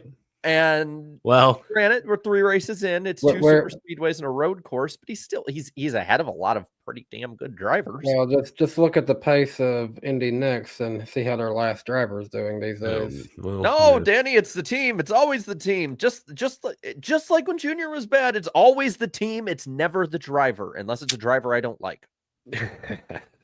Well, speaking of drivers that nobody seems to like right now, Chris Wright has had a rough 3 weeks to start the year. Daytona just plowed into Josh Bilicki entering pit road. Mistake there. Atlanta, I didn't even catch this until they tweeted at each other this week, but they made contact on the last lap at Atlanta. And then at COTA, once again, Chris Wright spins out, collects Bilicki. Bilicki has been taken out 3 times due to incidents with Chris Wright. I don't want to say the Atlanta incident was all Chris Wright's fault. That one looked kind of 50-50, but still 3 weeks, 3 wrecks involving Chris Wright. They went back and forth. I don't have the tweet in front of me. I'm ill prepared, but Josh Bilicki basically said Chris Wright needs to leave the sport and go race against doctors and dentists instead. That's where he would be more well suited. Savage. It was a brutal takedown by one Josh Bilicki to Chris Wright. Reaction, folks. What did you make of that? This is great. I love it. I'm just curious how much longer this can keep going. Yeah. Okay. Can they make it 4 weeks in a row? I can't put it on the screen, but I can read it off. So Josh Bilicki put something out there. Read Bilicki's tweet at least. Okay, so I'll try and get at least as much context. So really fast car, yada yada yada, top 12 pace, speeding penalty at the end of stage 2, charging up forward until the 5 car spun right in front of us and got into me again, costing us about 25 seconds. Never got the caution we needed to fully recover. Rebounded to P22, but had the speed for so much more onto Phoenix. Chris Wright says, got loose outside of you. You finished me off. To which Josh Bilicki decides that was a trigger word. Yeah, it decides to come in with a freaking haymaker. Says, dude, it's embarrassing that you don't even know what happened. I was behind you. You were on the inside of the 35 car. He was passing you on the outside, by the way. And you stepped on your own dick again and spun all on your own without me touching you. I had nowhere to go and you hit me as you spun around. I tried giving you the benefit of the doubt after Daytona, but it's honestly getting out of hand. Maybe you should go back to being a gentleman driver in IMSA where you can race doctors and dentists in LMP3. Yikes. Not even 2, 3. Yeah. Brutal. It's hard. I like Josh Bilicki. I think he's a talented driver. He's a good road course racer for sure. I feel for him because Daytona, man, just got junked for no reason. Atlanta was Atlanta. COTA, it sounds like got kind of hosed once again. Like, I feel for him, but I also don't like. We haven't really gotten a good replay of 2 of the 3 incidents, so it's hard for me to like come down. I don't want to come down too hard on Chris Wright. I've heard he's not great. Other people don't seem to have the highest opinion of his talents, his abilities. If I'm Chris Wright, though, just keep your head down and don't hit the 91 car this week. That's all you got to do. Just for at least a couple weeks. I mean, I'm sorry, man, but like that side of the garage, what I've noticed about like that side of the garage, whether it's Cup, Xfinity trucks, is like they're very careful. I mean, I remember when we would talk with Ryan Vargas when he was running some of the JD races, and he's like, yeah, there's certain races like you have the speed, but you have to take care of the car. You have to think about this and stuff. And that whole side of the garage is very cognizant of each other. Yeah. And so if somebody does something like that, good point. They're not usually exaggerating. And the fact that it's not just him, it's multiple people saying the same thing. Mm-hmm. And I'm sorry, the Daytona one, to me, like that already sent me the wrong way when it's like, no, it's the spotter and the crew chief's fault. Like, yeah, so that was interesting with the pedals here, man. It was interesting because like I saw the broadcast. He mentioned there was something about the spotter or they had a brake issue, whatever. And so when I went to the infield care center to get his comment, I had that in the back of my mind. And then when we asked him what happened, he was like, no, it was more on me. And I was like, whoa, okay. So that was at least he was a little more honest then, but that just made his initial comments look worse. Yeah. It's coming to my mind during all this is the last driver we really saw like talked so negatively about pretty much got bullied out of the sport by us NASCAR fans. and that's Drew Dollar. You know, he was kind of a menace, and he's Well- literally just kind of like gone from racing now. Was it it seems. was it Billy Venturini who went on that infamous rant about how Yeah. bad Drew Dollar is on And he national used to, TV? he used to race for him too. That was a sad thing. Yeah, that And, I feel like that was the real like nail in the coffin. But there's also a huge difference. Drew Dollar, even today, it says he's only 24. Chris Wright is 30. Yeah, he's 30 years old. That's Yeah. where it was like, oh gosh. And Balicki's Well- probably about the same age, so like there should be more sense at Well, that age. Chris Wright, that car last year that he's in, it's not a bad car. Yeah, Alfredo had it like 14th or 15th in points last year. Yes. Like, it's a whole point I'm bringing Yeah. up with like the Xfinity series is not like the Cup series where sometimes bad luck can screw your whole season a lot. Like the Xfinity series very much is driver dependent, especially from like 8th to like 28th. It is Mhm. very driver dependent and you can see Yeah. a lot of fluctuation. And so it's like, if the car that's been running in the teens and sometimes gets top 10s and runs top 10 in stages is suddenly crashing every week at the tracks that really, in areas you shouldn't be crashing in. Yeah, getting onto What are pit we road. What are we doing? Yeah. Like that's my big question with it. And remember, like before the season, we were going through the new drivers in Xfinity, and we're like, and we have Yeah, we kind Chris of glossed Wright, over. 5 for some Yeah. reason. Anyway, we won't talk about him again. I guess we will. Yeah, but not for anything positive. I guess we kind No. of pinned that one. But Yeah, yeah, maybe we'll be on Right Watch this week, and if he doesn't crash, we'll be like, hey, hang the Hang the banner, 25%. you know, perfectly in sync on that one. Yeah, some good, I guess, good conflict for us to watch. Hate seeing cars get tore up, but at least they're entertaining on social media. I mean, this gives us something to I talk saw- about between the weekend. So I So- agree with Danny. Alex, Chris Wright's the next driver for the Guangdong Tigers. Better get ready to sell real estate. get that license, buddy. Wright, Dollar and Associates, real estate agents. Oh man, dynamic duo, the deadly dynamic duo. Well, on that note, we've run a little long as expected. It's a packed show tonight, but we really do appreciate all of your support. Over 700 people watching right now. Thank you for hanging with us. It's time for our first super chat stage break of the night. Give me 1 second. Why is this not showing me the very first one? It's like cut off the very first one. I can't see who sent it. Oh my goodness. Let me see. Give me one moment, folks. We will get to the super chat stage break momentarily. There we go. Isaac had the first super chat of the night. He said, a friend said simplicity sells and the current playoff format is rather complicated. Do you think that the playoff complexity has hurt NASCAR's growth? I would agree. I think that's one of the negatives with the playoff format is that it is a little complicated. I think when you've watched it for many years, you start to figure it out. It's not as complicated as people would like you to think, but for a brand new fan who's new to racing, it is a lot to wrap your heads around at first. There's a reason NASCAR has had to put out several different videos over the years trying to explain the format in different ways. So, Rowdy8 Diecast says COTA was a great time and Observation Tower is awesome. Yeah, I didn't go up on the tower this time, but I've been up there before. It's windy and sketchy, but great views. You can see downtown in the distance, a lot of great hills out there in Central Texas. Hope you had a good time. I'm glad you had a good time, Rowdy8. Alex Luft, Hank Hill, road course racing in Texas. Blah. That scream will be louder, longer, and funnier than the time he found out he was born in New York, New York. I don't know. I'm not a big King of the Hill. I don't know all my King of the Hill references. I know propane and I know blah. And dang it, Bobby. That's about all I know. I know like the 3 memes from King of the Hill. The WD-40 one. That's Dale Earnhardt. No, that's Dale Earnhardt, or as you would like to say, the track where Jeff Gordon races. No, That's a pretty good voice. The one where he's like he's trying to open up his WD-40 and he can't, so he Oh, gets yeah, a smaller thing and he sprays it on. Greatest moment Yeah. in like television history. That's that such a moment. great bit. I actually This rope is soft and pretty. I noticed when we were unloading our car.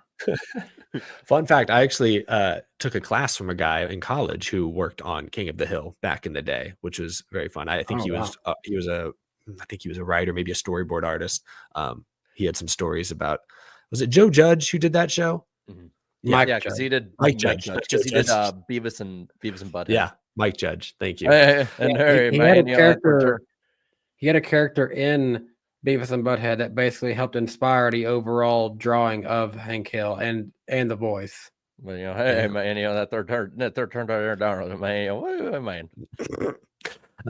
Isaac with another super chat. Odds we see 2311 in front row alliance at Talladega. Yeah, what if we just see them start drafting together? Just us against the world, us against the sanctioning body. Jam Plays Game says, how long did it take you to finish the cake, Eric? I did not finish the cake. I ate about a third of it. It was a big cake before I left for Circuit of the Americas. And I came back and I think I had like one more bite and then it was getting old. Amelia ate some of it as well. And Cosmo ran off the cake, and that was the end. That cake was probably 10,000 calories. There was no way two of us were eating it all. It was that was diabolical. It was delicious. Just walk a few laps around COTA, you'll be fine. It was for us. It was a good night to have a pregnant woman in the house. That's for sure. A few more here. Garabuki says, fun fact: Kyle Busch's COTA post race interview has more views than all three of Byron Bell's interviews combined. Lack of personality from new guys, or do people just love KFB that much? Byron, not going to give you a hot take. Christopher Bell's got personality. Christopher Bell is pretty outspoken these days. I just think Kyle Busch, I mean, for sure, when Kyle Busch was going through free agency a couple years ago, like those videos popped off in viewership. People were interested. Yeah. I could see the metrics. People wanted to hear what Kyle Busch was going to do, even at this stage of his career. The closer he gets to getting that win again, people want to know, oh man, what's he got to say? I literally saw it because like before, like when I have the pre-race or post-race show set up, I literally saw the waiting. Like it goes up after a little bit, but it's like 5 laps to go, and there's like 100 people waiting with 5 laps to go in the chat, all cheering him on. He loses the lead, and it goes down to like 50. And I'm just like, damn, we missed a good one. Yep. It's going to take time for guys like Bell to reach that level of stardom for sure. SW, Chastain be like Leroy Jenkins. Yes. If someone hasn't edited that, they need to. The Dom Goblin, Eric, my fellow clergy member, what'd you think of the Papa 5 look and Ghost's new song? See y'all in Nashville. Race will be on my birthday. Well, happy early birthday. We'll nice. Celebrate together. I'm planning to be at Nashville, and I these guys, I'm not sure if y'all will be at the races, but I know there's a good chance we'll be in the area. I'll be in the area, but I won't be at the race. I'll probably be going, and you're probably going to stay with me anyway. So, yes, please. We haven't talked about that, but yes, I would appreciate that. Thank you, Danny. Show. The new Ghost, the new Ghost song is catchy as all hell, as always, and I think the look looks cool. I'm looking for a new album, I think next month, so I will be seated. I'm gonna do 3 more. We'll do 3 more here, and then we will get to the rest at the end of the show. Really do appreciate you guys. David Bell, appreciate you stopping by. Thank you for the super chat. Congratulations to Christopher, back-to-back wins. Weast, Virginia. 2022 is the best COTA race, and I'm saying that as a Bowman fan. Also, Bowman and Elliott had great recoveries. They're both winning soon. I would agree with you on both of those accounts. Maybe not the 2022 being the best race. It had a really memorable finish for sure. It was a good race, but Bowman and Elliott for sure deserve their flowers for their comebacks. Napa Racing Fan says, fun fact, all 3 of Bell's road course wins have come at Elliott's expense. 21 Daytona, 22 Roval, 9 got spun, and 25 the Melon threw the 9's chances to win in the trash. I mean, Elliott, I think it's bold to assume Elliott would have been as good as Bell to win that race. He did have like 10, 15 lap fresher tires at the end. That's part of why he closed the gap. But yeah, it would have been competitive. Would have been competitive for sure. And I guess we'll wrap up there. Ross Crashdane jumps in and says, sorry, Chase, I'm relevant again. Great. And one more from Napa Racing Fan, Dale Jr. Sure, COTA is good, but we need to replace it with Wilkesboro. Too many road courses. We need more short tracks. Wilkesboro needs a point state. Did Dale say that on his show this week? Or is a Napa Racing Fan putting words in Dale Jr.'s mouth? They have like so many like 2-hour Dale Jr. download shows now. There is a lot of Dale Jr. in your ears these days. That is true. I obviously big Junior fan. Yes. But like, if I'm like, for me, Dale Jr. download, if I'm listening, it's either when he's live at 9 in the morning and I got nothing else to listen to, or when he's interviewing someone and he's like the Joe Rogan experience of NASCAR. Yes, like, he does his long form interviews when he has a good guest are great for sure. His interview presence is so good compared. He's improved a lot. He's gotten to be very good, I would say. Yeah, like that's his strength. Like that show's strength is when they can bring those guys on. In another life, he's not a NASCAR driver. He's just a NASCAR YouTuber. And he's a damn good one too. I can't tell if the chat is confirming those comments. Either way, I know Dale loves North Wilkesboro. I don't know if he actually said that, but no, COTA Yep. needs to keep its date. I'm Yep. sorry. Yeah, I'm in the same boat. Like I want Wilkesboro to have a date. But nah, I not at COTA's expense. I think mean, it's earned a spot. COTA was the highest viewed road course in 4 years. I know the slot on the schedule has something to do with that, but it's been up almost 4 million viewers every year, minus the rainout race. Like it's a big market. You can't abandon that if at all possible. That was the first Super Chat stage break. Guys, I don't know if you saw the other day, but up here in Dallas, Fort Worth, there was like a dust storm that blew through. The weather was freaky. We didn't have any lightning, but we do have some lightning right now. It's the lightning round on the NASCAR Weekly Podcast. Jarrett, take it away. It's a little bit of lightning here yesterday. It's just mainly been wind over here today. Yeah, which I was worried. I'm like, oh crap, he's gonna blow the internet out or something.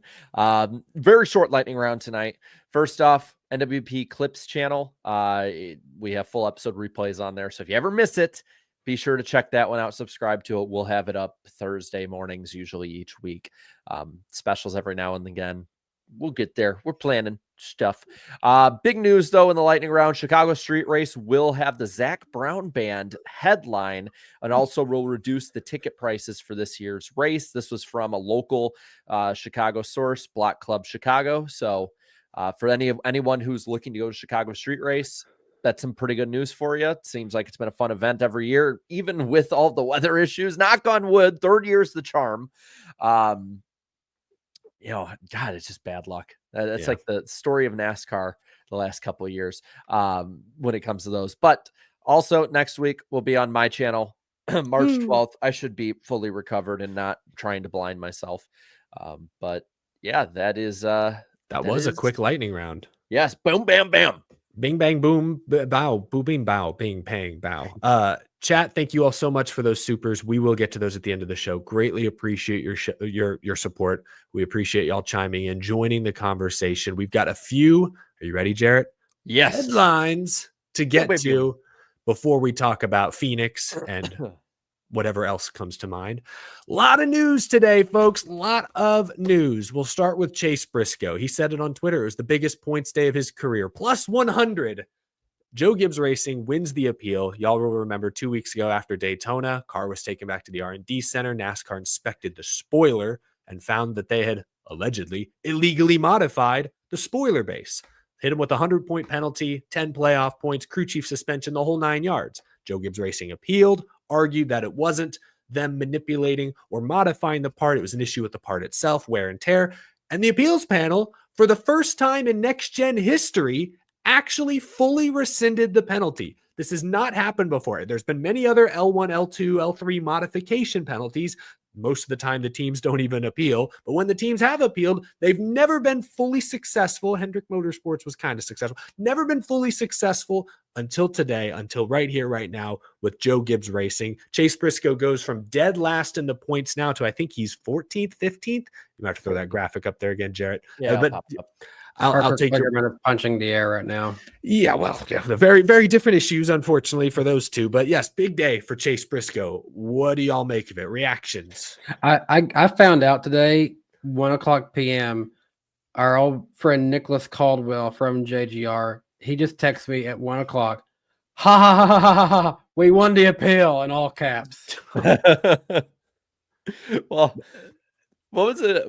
I think I put it in like our chat. Like there's like a big thing on NASCAR Twitter and on social media where people are like, like why is everyone not criticizing NASCAR? They're letting them cheating Yoders get away with it again. You're always on Hendrick. Them damn Yoders. And I'm just like kind of thinking, I'm like, and this obviously not probably even the majority, but like some of y'all Hendrick fans, like your victim complex is amazing. And it's so entertaining. And it's like the Gibbs fans, you can be the same way at times. It's like, listen, I really don't think that Joe Gibbs paid him off. This is the first time this has happened with a single source supplied part in the next gen's history. It's year 4. Hendrick got penalized too. A lot of others did, and they didn't pay NASCAR off to get away with it or any of that stuff. I honestly think that if they had a good enough case, which it even sounded like even people who weren't involved with Toyota and JGR said, yeah, they have a pretty good case, but they're probably going to lose because NASCAR won't let them win. But I will point to, on that note, not to interrupt you, but Bozy Tatarevich, I think last week in his thread even said, based on what he could see, he feels there's a good chance it was just a parts issue and that Joe Gibbs Racing wasn't trying to manipulate. And then he's it's just his opinion, but he was I would say an objective third party. I would honestly say he's probably, when it comes to knowledge and objectivity, the best versed person to talk about any of it, because he really stuff for sure. He really throws any kind of bias or anything like that out of the way. So I really don't think this is, the NASCAR's favoring JGR or any of that stuff. I honestly think it was probably every now and then stuff screws up. I mean, last year, JGR with Denny Hamlin got a terrible penalty that was not even really anyone's fault per se, just was Toyota's fault, and NASCAR still had to penalize them anyway. And they didn't fight it. They just took it on the chin. It might have cost Denny a championship 4 spot. Yeah, if we're talking like the favoritism versus any of that stuff, because I know people are probably like, oh God, that's a stupid argument, but it's like so many people have brought that up because so many people dislike Toyota and Joe Gibbs Racing. It has to be addressed.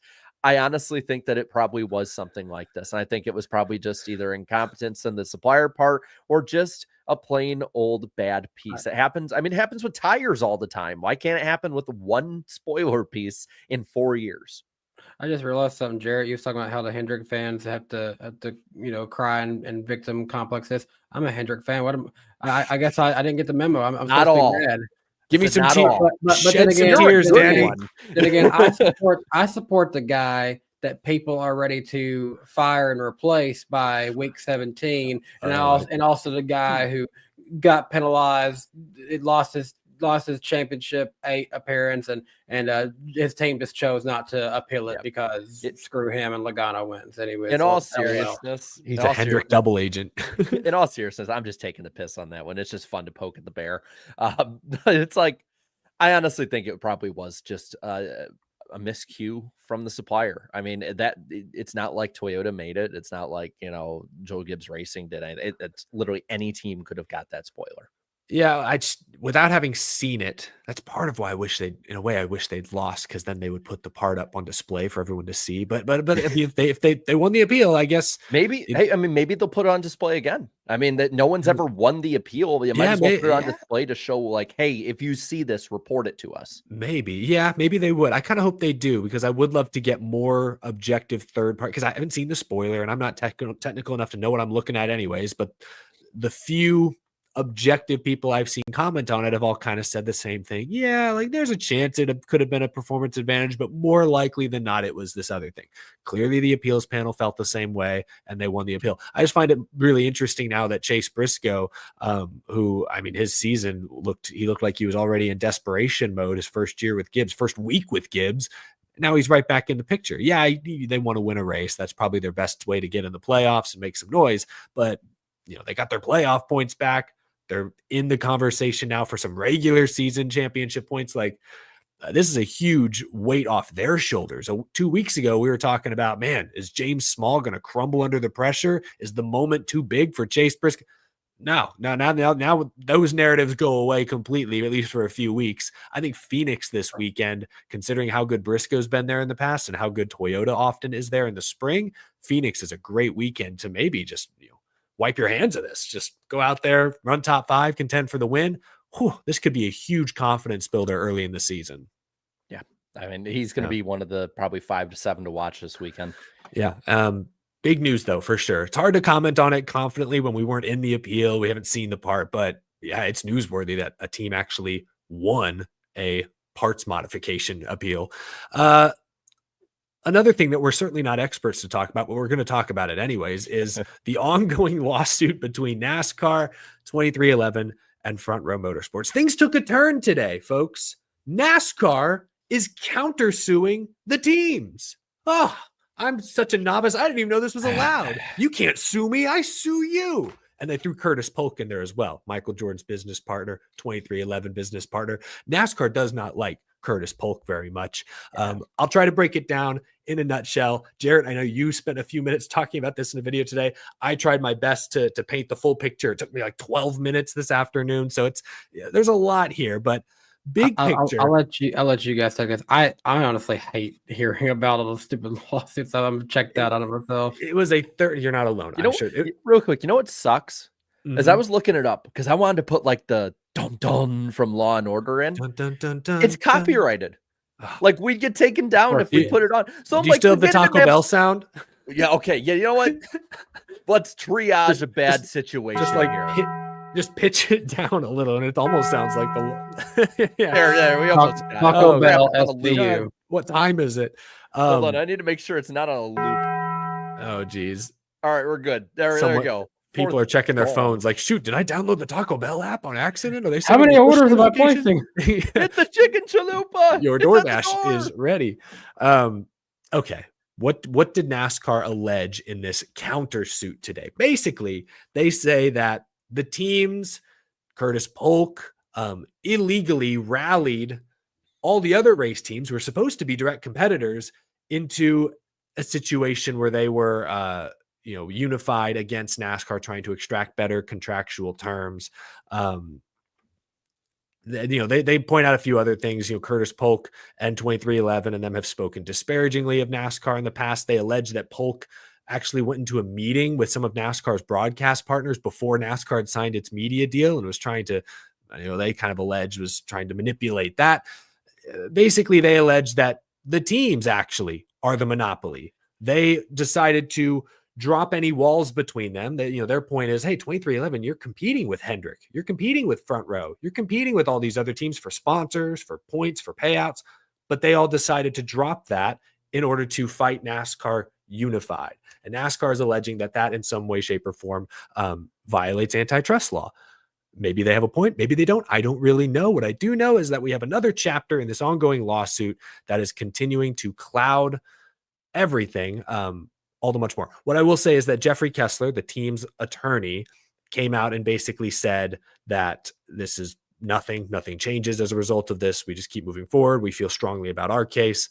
Anyway, there's some more details. We can kind of get into them. Jarrett, I don't know if you want to bring any up, but what's your initial reaction to today's news? I think, at least from a cursory view on this, I honestly think it's NASCAR trying to back this up in the courts, just trying to get it backed up and clogged up as much as possible, trying to throw as much stuff back and forth, seeing what'll stick on the wall. Because it does seem like core public opinion, and from what it seems like from those who know a little bit more about it, is that NASCAR is kind of losing to the teams right now. They're bringing up a lot of really good points. I mean, one of the points they brought up is that the teams are not trying to actively grow the sport. And then it's like Denny Hamlin, I think like 20 minutes later said, hey, catch me on Saturday on the speed stage or whatever it's called, as I go and actively try to grow the sport. Yeah. Here's what happened. Joe Gibbs Racing tweeted, Denny appearances. See Denny Hamlin at NASCAR Experience Stage Saturday at 10:45. He retweets that and said, come see me actively promoting and growing our sport this Saturday. Yeah. I think it's throwing stuff at the wall. I mean, Matt Weaver brought this up. NASCAR cited essentially sports, which if you're not, I did see that, used to going through a lot of these articles, like I know the three of us, we go through a lot of these and read them. So like we parcel through who in the media is pretty good and bad and stuff. Like they literally are AI drivel at times. Like a lot of their stuff is just like AI, and they plug. Like my dad sent me at one point, they used a picture of our car for like an article about like Dale Jr. and like Chevrolet, because BJ McLeod had a Chevrolet. And I'm like, well, that's cool, but I don't know who this is, I mean, it's just, if they're throwing everything, and I probably quoted Denny Hamlin. That's the quickest place they could find the quote or something. Yeah. Or they quoted like Jeffrey, like that's probably what it was, but it's like, it's not a good look. And not great. I mean, it's the fact that it's clear that I think they're trying to muddy stuff up and make it so much back and forth that they can get rid of the charter system, which everyone I know will be like, yay, that's awesome and whatnot. But like, at the same time, the charter system is so ingrained in the business model. I guarantee you we'd lose probably 6 to 8 of the full-time cars within a year. That's the thing, is that's the other takeaway from this, is NASCAR basically said, like you kind of mentioned this, is that if they lose the case, for example, they're just going to scrap the charter system, just scrap it. And it's legally either way now. That's what they're trying to put out there. Well, they're putting out there that we're fine if the charter system goes away, but they also said that, we're happy to continue the agreement we've signed, through the next 7 years with the teams that signed it. So not 2311 front row. They're obviously at odds with them. But if they lose the case, for sure, if the charters are deemed to be a violation of antitrust law, NASCAR is basically putting it out there that we're just going to scrap them.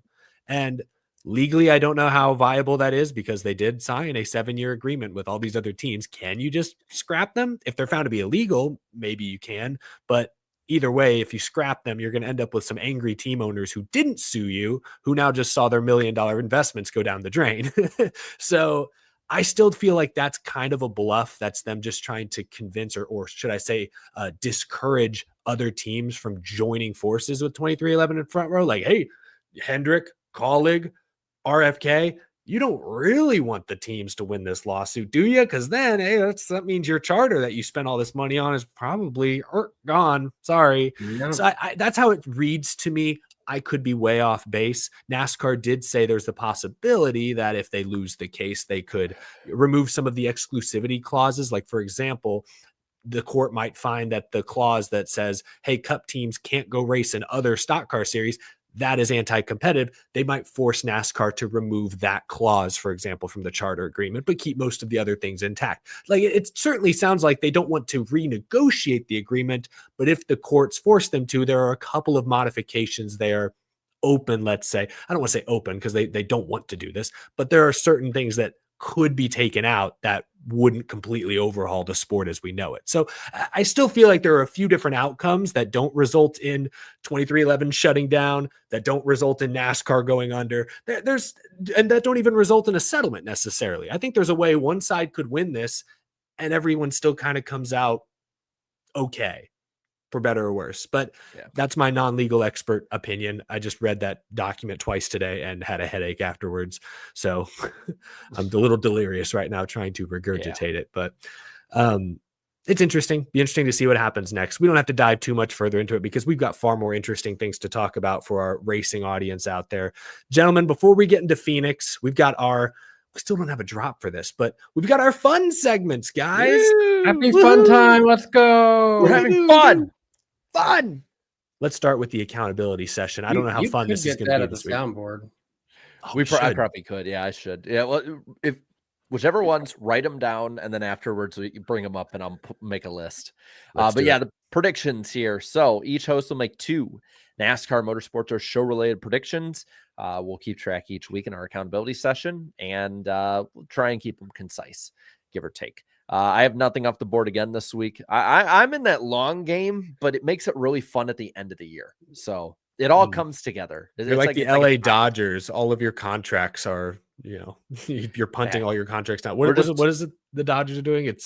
We're just pushing into the cap future more and more. We'll have to pay. The debt will be paid eventually. Yeah, you're borrowing from your future right now, Jarrett. It's a risky strategy, general manager. Bold strategy, Cotton. Let's see how it plays out for him. Eric got 1-1 here. Said Bob Pockers will tweet about light in St. Petersburg. You got this by a technicality, by the way. I'll take it. He said they were testing out the caution lights, and I'm like, damn it. He did it right when he got to the track. I honestly wasn't sure if you were going to count that, but I'm glad that you did. That's nice of you because my second prediction flopped horrendously. He said Ford would win 3 or more of the first 6 races. And by the way, this includes the Clash. I didn't know if that included Clash or not. So. It did. Clash, not the duels. They are 0 for 4, man. They led the most laps at Atlanta, Daytona, but nothing to show for it. Eric, you're at Daytona and I get, doing your thing there. And then you get a text from me at I think 7 in the morning or something. And I'm like, hey, Eric, do the duels count? I know that Cindric won last night. Oh yeah. No, no, they don't count. You were trying to help me, but I did not need the help. I was just trying to clarify. I'll take the L on that one, but I'm 50%. That's a good batting average. Danny, you said that SVG would lead the most laps in the COTA Cup race. He was second. Kyle Busch did. Yeah. Wow. Close call. SVG had 23. Kyle Busch had 42. Nobody else other than them had more than 8. So, but yet we somehow had 20 lead changes. Wow. Probably some green flag pit stops, but that happens every road course race. Yeah. So this year so far, I'm still at 46.15, Eric at 37.5, and Danny is all about the 2. You know what? That is much more respectable than the 8% I was at, so I will take that. And all time, I'm at 42.86, Eric 32.53, Danny at 29 point nice. Yeah, 29.9. I got some silly ones this week too. I really hope this doesn't All right. kill my percentage. No, I don't have anything silly, so I got a fun one. So I'll start us off. I'm going to make this prediction after Christopher Bell's streak, whether it ends this week, whether it ends in a couple weeks, there will not be another back-to-back cup winner this year. Oh, that's an interesting one. So for anyone that says, I don't go off on a damn limb, there you go. That's an interesting one. Okay, I like that. I think it's a very competitive season. and True. Justin Cup, you're saying, right? No Justin more Cup. repeat winners. Sorry, No more consecutive winners, not repeat winners. Yeah, no more consecutive. Like we're not going to see like back-to-back weeks. I don't think. I know it's out there, but I think it could happen. Kyle Larson goes on a stretch and wins like 6 races in a row. He is my biggest op in this one. All right. I'm gonna have to slightly edit mine because it sounds like, Jarrett, you have not kept track of every iceberg poll. You've lost some of your records for all your past iceberg I polls. can go back. It's just going to take me a long time. I don't want to make you do that. So I'm gonna instead invoke the name of our arch poll rival, the Jeff Gluck Was It a Good Race poll instead. And my prediction, please don't laugh when I say this, chat. I predict that this Phoenix race will get the most positive reception on the Jeff Gluck Was It a Good Race poll in Phoenix race history. Ooh. And my theory for that is the option tire. We talked earlier about how the short tracks and road courses have improved. I think something's going to happen this weekend. The option tire is going to make at least some difference, maybe at the end. And my theory is this will be, I'm not saying it's going to be a 90%. I don't know if any Phoenix race has got 90. I'm going to guess most of the Phoenixes have at best gotten in the 70% on Gluck's poll. My prediction is this gets the most positive reception. And if you find the most boring Phoenix race ever, if you find your iceberg poll records, Jarrett, I will let you know this one last year, I think, was like the lowest voted race of the year. I'm just saying, in the history of your or Gluck's poll, I think this will be the most positively reviewed one. Okay. The most positive, I believe, was the 2019. I think it was 2019 Bristol night race, got like a 94% positive. No, I'm saying most positive Phoenix race. Oh yeah, I'll look that up, but I'm just saying I do know the most positive ever and the most negative. So that was the most positive. The most negative ever is I think it was 13% net positive at Pocono in 2019. It was the first Pocono race. Okay. So well, this is a bold one. I know this one's bold. Like I said, mine are kind of silly this week. It's funny because I actually have a poll prediction coming up too. Okay. Well, first, what do you have, Danny? This almost seems like a layup until you remember I have to also account for Austin Cindric. All 3 Penske drivers will finish in the top 10 on Sunday. That's not a layup. No, I don't think that's a layup. That's a good one. I give you a decent shot at it. Yeah. Jarrett? All right. So my poll one is this. I think this weekend at Phoenix will get a net positive of 55% or better. And I say this because no Phoenix race, I think, in like the next gen era that I can remember, I think has gotten over like 56%. So it's like I'm right on that like line. So theoretically, there's a chance we could both get this one right. We could both get it right. We could, I think we could both get it right. We could very well both get it wrong. This could be the worst race of the year too. Like I'm like I'm going in on a hope and a prayer and throwing it up like that. This will help the percentage. I just think expectations are so low for this race that if it's good, I think people will be like, "Hey, all right, dude." If it's mediocre, people will be okay. It's all right. Like, I have another silly prediction. I predict that there will be 4 in a row this week. For the 4th straight week, Josh Bilicki and Chris Wright will make contact during the race, and there'll be a record of it. Either they'll be tweeting at each other, or Fox or CW will show it. Like there has to be a record of it. But I predict that they will make contact at some point in the race. I want it to happen just for the chaos. Yeah. All right, my final prediction: the winner on Sunday will make the championship 4. Oh, interesting. Looking down the line. Okay. Good I stuff. like that one. Good mix here. Yeah, that's good stuff. Perfect amount of randomness too. Yeah. Really no cohesion to our predictions this week. That makes it fun. Keeps you on your toes. Yeah. Chat, it's time for the best segment of the week. Jarrett is going to try and stump us with his random driver. Danny and I are going to turn off the chat for the next few minutes. Jarrett's got an unknown number of clues, and the two of us will try to guess his random driver. And chat, you can play along as well, although you have the advantage of still being able to see the chat, I suppose. So last week, We had a lead change. Danny is now leading 17-16 all time against Eric. We've been neck and neck this whole time. I think that's amazing that nobody's like Yeah. pulled away. Well, and so when you look at the last 5, and it's the 5 from this year now, it goes Elton Sawyer to Eric, Johnny Beauchamp to Danny, Timothy Peters to Eric, and now 2 in a row because it was like a back and forth. The B like stands from for the middle Bell. of the playoffs last year, back and forth. Danny got Mike Harmon and Tim Fedewa. Are you ready? Yep, I'm ready. I'm So, feeling good this week. I feel like this is where Eric might tie us back up this week. I've been slumping lately. This random driver stands at 5'8". Okay, so short king. No, that's not short. About even with me and Shorty to Eric.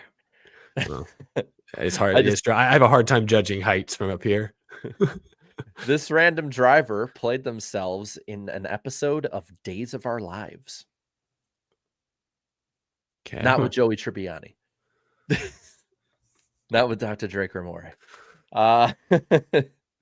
This random driver was also on the show Celebrity Motorhomes.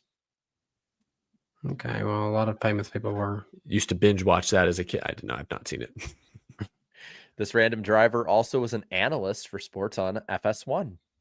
Okay. For sports or for, you didn't specify NASCAR. Mostly NASCAR. Okay. Well, thank you. Not all. Okay. That's a hint. Not all. Okay. I mean, it is a hint. That's literally a hint. Oh, I guess that's true. I forgot that's the point of the game. This random driver was vocally happy on social media about NASCAR allowing wet weather tires to be used at the race last year at Richmond. Very, very pro wet weather tires. So they still must have a voice in the industry. Mm-hmm. Okay. 5'8". This random driver has never been tweeted about by me. Twice by Eric, thrice by Danny. Oh, I'm always talking about these random people. Well, you're the 5 NASCAR drivers you forgot about, guy. Fair. You're doing your research. That's what I'm chalking it up to. But I have done a video specifically about this driver in the past. So You didn't even tweet about them to promote the video. I can't believe you. What kind of YouTuber are you? not their name. No. They have a nickname? Is that a hint? No. This random driver had raced in off-road racing and IndyCar. Anything?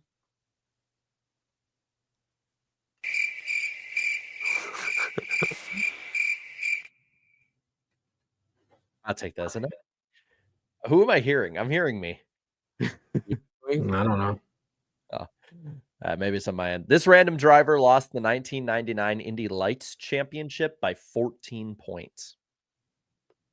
The 1999? 1999, like the Prince song. Trying to think of who would have been there in 99. Can I just throw out? I'm going to throw out a guess. I don't know if he did sure. any TV. I'll just throw out Robbie Gordon. Have we done Robbie Gordon?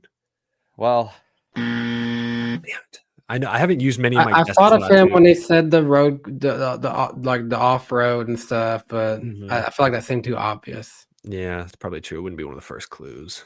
this random driver said in 2023 that he wants to return to the Cup Series for around an 11 race schedule. Oh, I swear, didn't Robbie Gordon say something like that? Okay, I gotta stop thinking about Robbie Gordon. It's not It's helpful. not Robbie Gordon. It's not Robbie Gordon. All right. This random driver said that he actually forgot about what his first Cup win was. So he's won in He's won a Cup race, and it sounds like he's won a few. This random driver ran in Dodges, Chevys, Toyotas, and Fords in his career. everything. This random driver's best Daytona 500 finish was a second place finish. Second. Can we get the year? No, that would give it away. Good try. Good try. Good try. I thought about it. There's a reason I didn't write it in the initial one because I almost wrote like this one almost got it in the 1897 Daytona 500. I'm just saying whatever so I don't give it away the year. That's a hint. It's a hint. 1897. They That were was- running at Daytona. That was, I think Gerald Ford himself raced in that one. This random driver's best career Cup points finish was 14th. So they won a lot, but they were never high. At least they won some. This random driver won a Cup and Xfinity race apiece. Oh, wait, one Cup win? A Cup and a Xfinity race. And he forgot about it? Mhm. Like he just, oh, I don't remember what, it was kind of a blur. Or is he literally like, Forgot they won a Cup race. was it Pocono? I don't know. That's a crazy thing to say. Huh. Okay, I don't know this. I don't know who this is. Who's a one-hit wonder? Who's Both 5'8"? of these were at 1.5 mile racetracks. Wait, what? Say that again. How many Both wins of did- those were no. at 1.5 mile racetracks. One-hit wonder. It's not McMurray then. I was thinking about McMurray earlier because he's probably about 5'8" and he's on Fox or was on Fox, but he hasn't done IndyCar. Didn't you say this guy did IndyCar? Yes. This McMurray. random driver also currently lives in the Phoenix area. By the way, we have 4 clues left. Oh my gosh, Phoenix. Out in Phoenix. I see why you picked them for this week. I didn't even actually know that until I started doing the research last week. I was like, Mm-hmm. oh, damn, perfect. I assume the chat's probably figured it out by now. Yeah. One of them, Good job, chat. I think it was it Andrew in there? I can't remember who it was. One of them in there like had it like on the second clue. And there Hello, goes Fire the Truck. siren. Wow. This random Well done, driver. Andrew. You should get the point this week, Andrew. This random driver is a Bakersfield, California native, but lives currently in Phoenix. There's a Isn't decent Harvick amount from of drivers from Bakersfield, though. Yeah, Harvick's from Bakersfield. You're gonna think Kevin Harvick and he had one win apiece. No. I'm just like spitballing. Like maybe is it somebody like he like mentored, or like came up through the ranks with, But This in ran- '99 they were an IndyCar. Yes. This random driver was God, also a noted fan of motorcycles. So we have two clues left. Yeah. This is bad. This is really bad, Danny. Just give Yeah. Andrew the point. Shoot. You want to get your notepads out for numbers? Oh shit. Yes, No. Please, sir. Please. All right, get ready. All right, let me know. You guys good? Yeah. All right. So random driver ran these numbers: 1, 2, 5, 10, 13, 19, 24, 25, 27, 29 from Bakersfield, 31, 36, 38, 41, 42, 66, 77, 83, 90, 91, 98, 02, 03, 07. These aren't all cup numbers, are they? Cup Xfinity truck. Okay, thank God. AC Mears. Does that mean he's right? Yep. Danny's Oh, right. It's Casey shoot. Mears. Oh, he is from Bakersfield. Damn. When I saw 13, Yeah. 24, and 25, and 41 and 42, that clued it in. Fair The enough. last one I was should have that he written had them a down. famous uncle.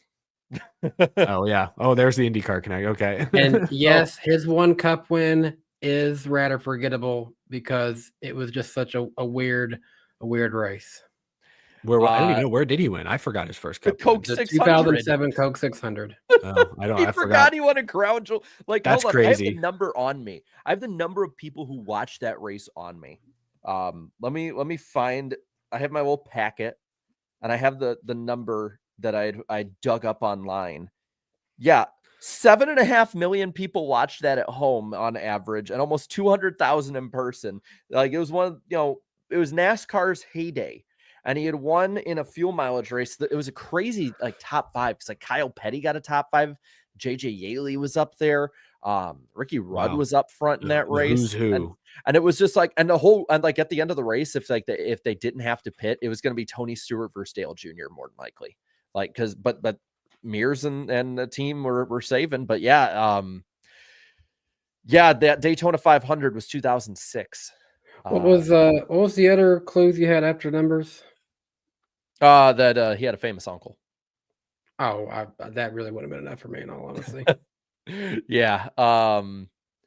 Yeah, I did a video about the 2007 Coke 600 because it's actually like in hindsight, it's a pretty fun race. Someone said Reed Sorensen finished third. No, Yeah, fourth, that's right. fourth in Reed that race. Sorensen was up Yeah. there. Yeah, that's I a mean, hell it of a was. top five. Let me pull this up. I'll go 10th to first because it was like a very topsy-turvy finish. Because I remember like that race had like two big ones in it too. I remember Martin Truex Jr. in that race like had to gut it out like because he had fumes building up in the car from one of the crashes. So 10th was Jimmy Johnson, 9th Denny Hamlin, 8th Dale Jr., 7th Ricky Rudd, 6th Tony Stewart. The highest finishing Toyota in 5th because he made the race was Brian Vickers. 4th Reed Sorensen, 3rd Kyle Petty, 2nd JJ Yaley, Casey Mears with the win. Wow. Yeah. 4 hours, 36-minute race. That might be as long as one of our shows. Classic. Yeah. Just go back and watch that. Just go check out your video. So Shout out Danny, the Iceberg. Danny with an 18-16 lead He's now. gone 3 in a row. This is getting ugly. Three-peat. How about that? Damn. Step it up, Christopher Bell. Get on my level. every week that Danny's had his streak, Christopher Bell is. Oh my gosh, it's conspiracy. All right. Well, we should probably head on to Phoenix. We just hit the 2-hour mark. So it's time to talk about Mr. Casey Mears' hometown race of Phoenix. I guess he's from Bakersfield. The current hometown race, Phoenix Raceway. It's a doubleheader. We're not going to talk ARCA in this one, but ARCA is racing there as well. A couple of notes. There's an option tire being used in the Cup race. I believe every team will have 2 sets of a softer option tire. If all goes well, they're saying this could be the only tire when they come back here in the fall for the championship. So fingers crossed, Goodyear's aggressive tire compounds continue to have a positive effect. Catherine Legg is making a Cup Series start in the Live Fast number 78. Yeah, she ran the ARCA Daytona race, did the ARCA test, and I remember I was in a virtual press conference with her, and she did say that she was hoping to run more stock car stuff. I didn't expect her to jump into a Cup car at Phoenix. At an oval. She's ran what road courses in Xfinity before? Yeah, she has. I looked it up. She's made one oval start in any of the top ranks of NASCAR. It was 2018 at Richmond in an Xfinity car. She finished 28th. So I'm worried they got their dates wrong and meant to go to COTA, and they were like a week late, and now they're going to Phoenix. I hope she does well. I hope she does fine, but I'm a little worried that she has no Cup experience, not much recent stock car experience, and there's not really anywhere to hide at a 1-mile oval. She made it 3 laps in that ARCA race at Daytona. Yes, that was not her fault, but that was also unfortunate, and she did not get much experience. So Catherine Legg in the slowest car in the field. We'll see how that goes. I will say I'm happy for BJ McLeod, Live Fast Racing. They have somebody who's bringing in some full funding for a race. It's true. At this point, them not being a charter team anymore, take the wins and the business side as much as you can. Someone's going to pay you to have your car out there. Yep. Good luck to them. I'm wishing them the best. Going to be interesting. The Xfinity race is this pronounced like GOVX or something? Back. Yeah, these race names, man. It's a Beef, 200 lap. What's for dinner? Yeah, that's a good one. Bring that back. 200 laps, 45, 110 are the stage breakdown. Starts 5:00 p.m. Eastern time Saturday on the CW. Also will be on MRN and Sirius. Weather, classic Phoenix, going to be a nice cool 68 degrees, sunny, 6% chance of rain. Chandler Smith is the defending race winner. The Cup race on Sunday is the Shriners Children's 500. It's 312 laps, 60, 125, 127 are the stage breakdowns. It's a 3:30 start on Sunday. FS1, first race on FS1. I guess outside of, was Bowman Gray on FS1? I think it was. So, but first points race on FS1 is also on MRN Sirius, 76 degrees, 3% chance of rain. Should be beautiful. Christopher Bell is the defending winner of this race. Let's take a look at the pick points. It was tight going into Circuit of the Americas. It's still pretty close, but your boy, looking like Homer Simpson on the top of the pylon, has the lead. 59 points. Christopher Bell, thank you so much, sir. Danny has moved into second, 4 points back. Chat, -6. And Jarrett, man, when was the last time Jarrett was in the basement? I'm just enjoying this time earlier in the year when I'm actually contending for stuff and not in the basement boy mode. Hey, you were within contention the entire year last year. That's true compared to previous years. No, I mean, Danny, you led early in the year till April, and then you were in the mix. That's right, right fair. at the That's end. fair. Danny did have a strong start last year. Just got to keep it up this time. But yes. Well, I went from first to last. Yeah, that was a rough weekend for Jarrett, unfortunately. Who are your picks again? You had did you have SVG? No, I had Kyle Larson. Oh, And brutal. Yikes. and I had Austin Hill, which Austin Hill wasn't a bad one. He got No, like he was top in the mix. 5 or 10 or something. Like he was not last, which is all I could have asked for as that pick. But let's tough break. Let's start it out. Let's do the Xfinity pick. Who's gonna win the Xfinity race, Jarrett? You get first pick this time. Sound more around. happy about it, Jerry. You sound like we're about to beat you to death over this. I'm last. All right, it's the guy you just saw, Justin Allgaier. I think he needs redemption from last year's one. I think yes, a championship is redemption, but he dominated this race last year. I forgot how he lost it at the end with that blown tire. Yeah, God. I don't think he's going to be crashing a million times this weekend. Chat, you guys are up next, I believe. So give us your pick. Who is your pick to win the Xfinity race? Put their car number, put their name. Seeing a decent amount of ones and double zeros. Yeah, I'm seeing a lot of ones. 00 is Cred. 1 is Quapple. I think they're going 1. Yeah, I think they're going 1. I really thought he was going to still be on the Double board. Zero's got a 00 has a fair crowd, but it's more 1. Yeah, there's some 88s too, but I think it's got to be Carson. All right, good pick, y'all. That was honestly, I thought I was going to get him at 4, but 2, it's fine to take him at 2. That might be a value pick. Yeah, Danny, who do you got? I had 3 options all at play here. But you know what? I'm going to go with the middle one. I'm going to say to heck with Alex Bowman and Eric Almirola, and I'm actually going to take their runner-up pick of Sheldon Creed this weekend. It's fitting he's the runner-up. Man, do I do it? I could pick a veteran. I could pick someone a little safer. Oh my God, is he going to do it? Oh, are you going to do what I think you're going to do? This guy finished 4th here last fall. I'm going to take Connor Zilisch. I knew he was going to do it. He was top 5 here in his first. I think that was his first race here. Top 5. Second race here, he'll be top 2. Hopefully number 1. All right. Back to me. Chad, I'm not taking Chris Wright. Look at all the 5s in the chat. Look at all of this. That's brutal. What are y'all doing? Well, let's go to the Cup race. All right, who's gonna suck in the Cup race, Jarrett? Alex Bowman. It might be his home race, but I'm sorry. I ever since that race in 2016, he's never been consistently fast here. To be fair, tracks where he will at least hop in the trucker race, he's somehow done decent in the Cup race afterwards, but we'll see what happens. Yeah, he needs to this week. Chat is kind of all over the place. Okay, we're gonna. Wait, never mind. They're taking the 78. You're taking the 78. Yeah, okay, fair enough. I was about to say, if they were gonna pick Ty Dillon again, we need to do a thing where they can't. Well, those that aren't taking the 78 are taking the 10. So that should be a thing though. Like they pick Ty Dillon every week. Yeah. I mean, it's true though. It's not funny anymore, chat. Well, it's like at least we're coming up with different ones.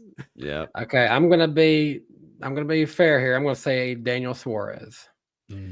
Yeah. I'm going to go a little risky because obviously Team Penske's great at Phoenix and flat tracks, but Austin Cindric, man, disappointing first 2 weeks and then lost his head a little at COTA. I just think, he's got to lock in. He's got to get focused. And I just don't think it happens this week. Dark horse. You're going to be big wrong. I think they're all going to get that top 10. I mean, he might be like 12th or 13th. I mean, I could see him being like 15th, but top 10. I'm not ready to say it. All right. Dark horse picks. Jarrett, who's an underdog?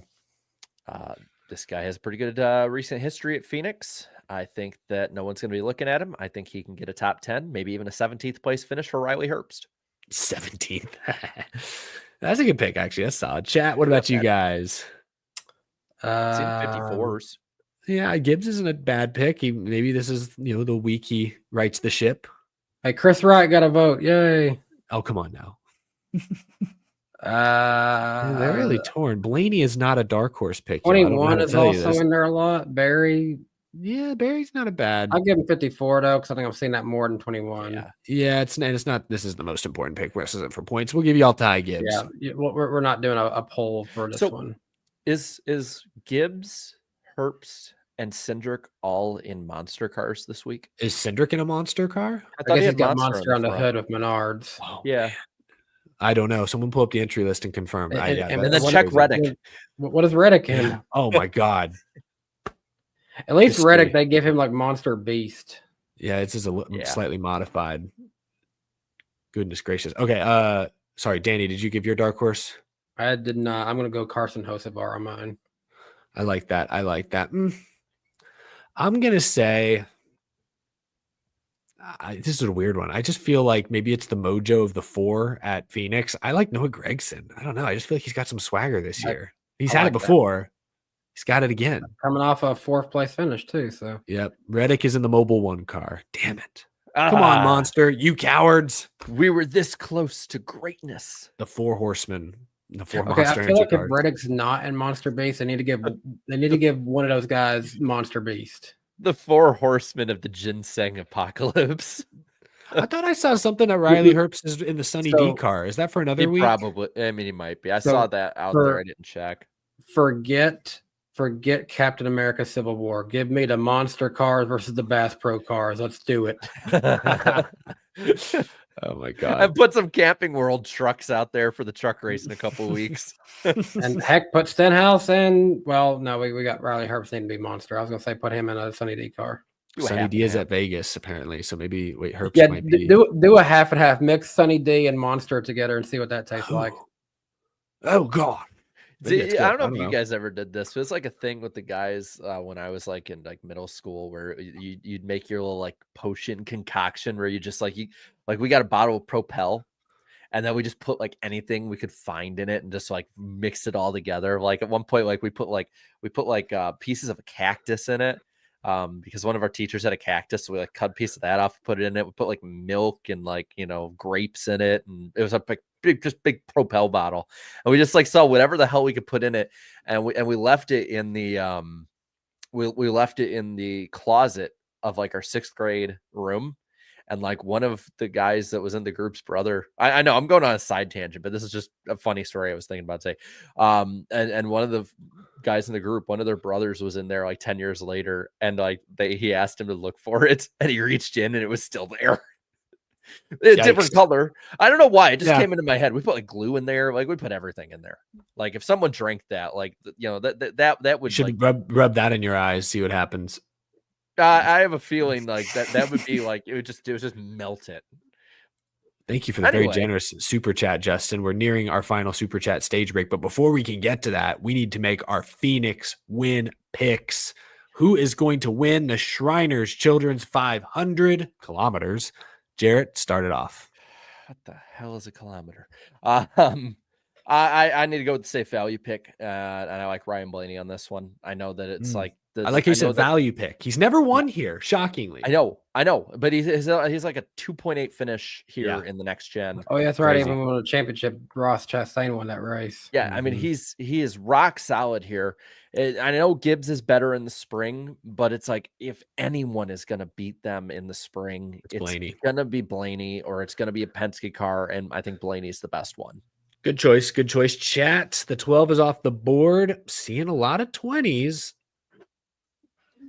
And do we need to run a poll? I feel like they're leaning Bell to go 3 in a row. I think they're going with Bell. Back-to-back Phoenix Springs, some Elliott, some Hamlin. I think they're going some Logano. I think they're going Bell. All right, chat. Let's ding dong. The streak is not dead. The streak might go 3 in a row. Danny, who's your pick to win Phoenix? Made this insanely easy for me. I'm going to go 2 races in a row. Joey Logano. Is that just no truckation? That's just I will say Jarrett took number 1, Ryan Blaney. Joey Logano was number 2, and then he was. And then I had Austin Cindric as number 3. I was taking a Penske car no matter what.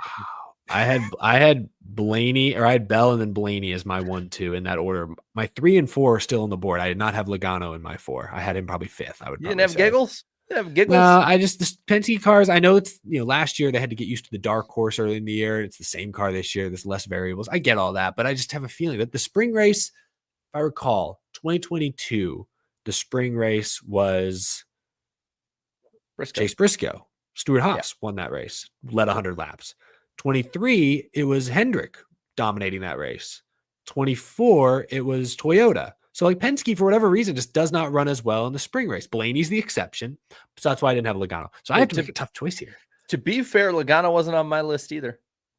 I'm going to do it. One. My predictions were wacky earlier. I think my picks are going to be a little weird. I'm going Chase Briscoe. I'm buying it. I think they're going to ride the high of this appeal going their way. Briscoe's won here with Stuart Haas. James Small with Truex has put together some great runs here. Toyota was great here 1 year ago. Yeah, I'm going to do it. Give me Chase Briscoe. I'll take the shot. And 19 car was on the pole here last time. So yes, thank you. Oh, that's right. Last fall. Good point. I didn't even think about that. Now I feel even better. All right. Good stuff, everybody. Fun Phoenix prediction. Hope you guys tune in. CW Saturday, FS1 Sunday. We're going to wrap things up tonight, folks, with our final super chats, our super chat stage break to wrap things up. Really do appreciate your support. We left off here with PC 10.8. If you were a NASCAR driver and could pick any scheme to do a throwback to, what would it be? I kind of already did a sort of a throwback to this when we sponsored Brennan Poole a few years ago, but something similar to this Matt Kenseth 2005, 2006 DeWalt car. I really like that scheme. Ooh, that's a good choice, Jarrett. Best day of my life as a NASCAR fan. That's a good one. Danny, do you have a pick? well, something that comes to my mind when we were actually doing a car at Throwback Weekend, one of the ideas we spitballed to have, because it was going to be purple and yellow, we spitballed the Jamie McMurray Crown Royal car. So that could be a fun one. That could be a cool one for sure. Vogues, I think I mentioned this one earlier. This was where he said that Cindric should have just sent Ty Dillon in turn one instead of risking the right rear in the corner. Good point. Don't think Cindric was using his head in that moment, unfortunately. Your Jovian says everything in NASCAR is case by case. And they basically said that on the Holler Talk podcast, which I thought was weird.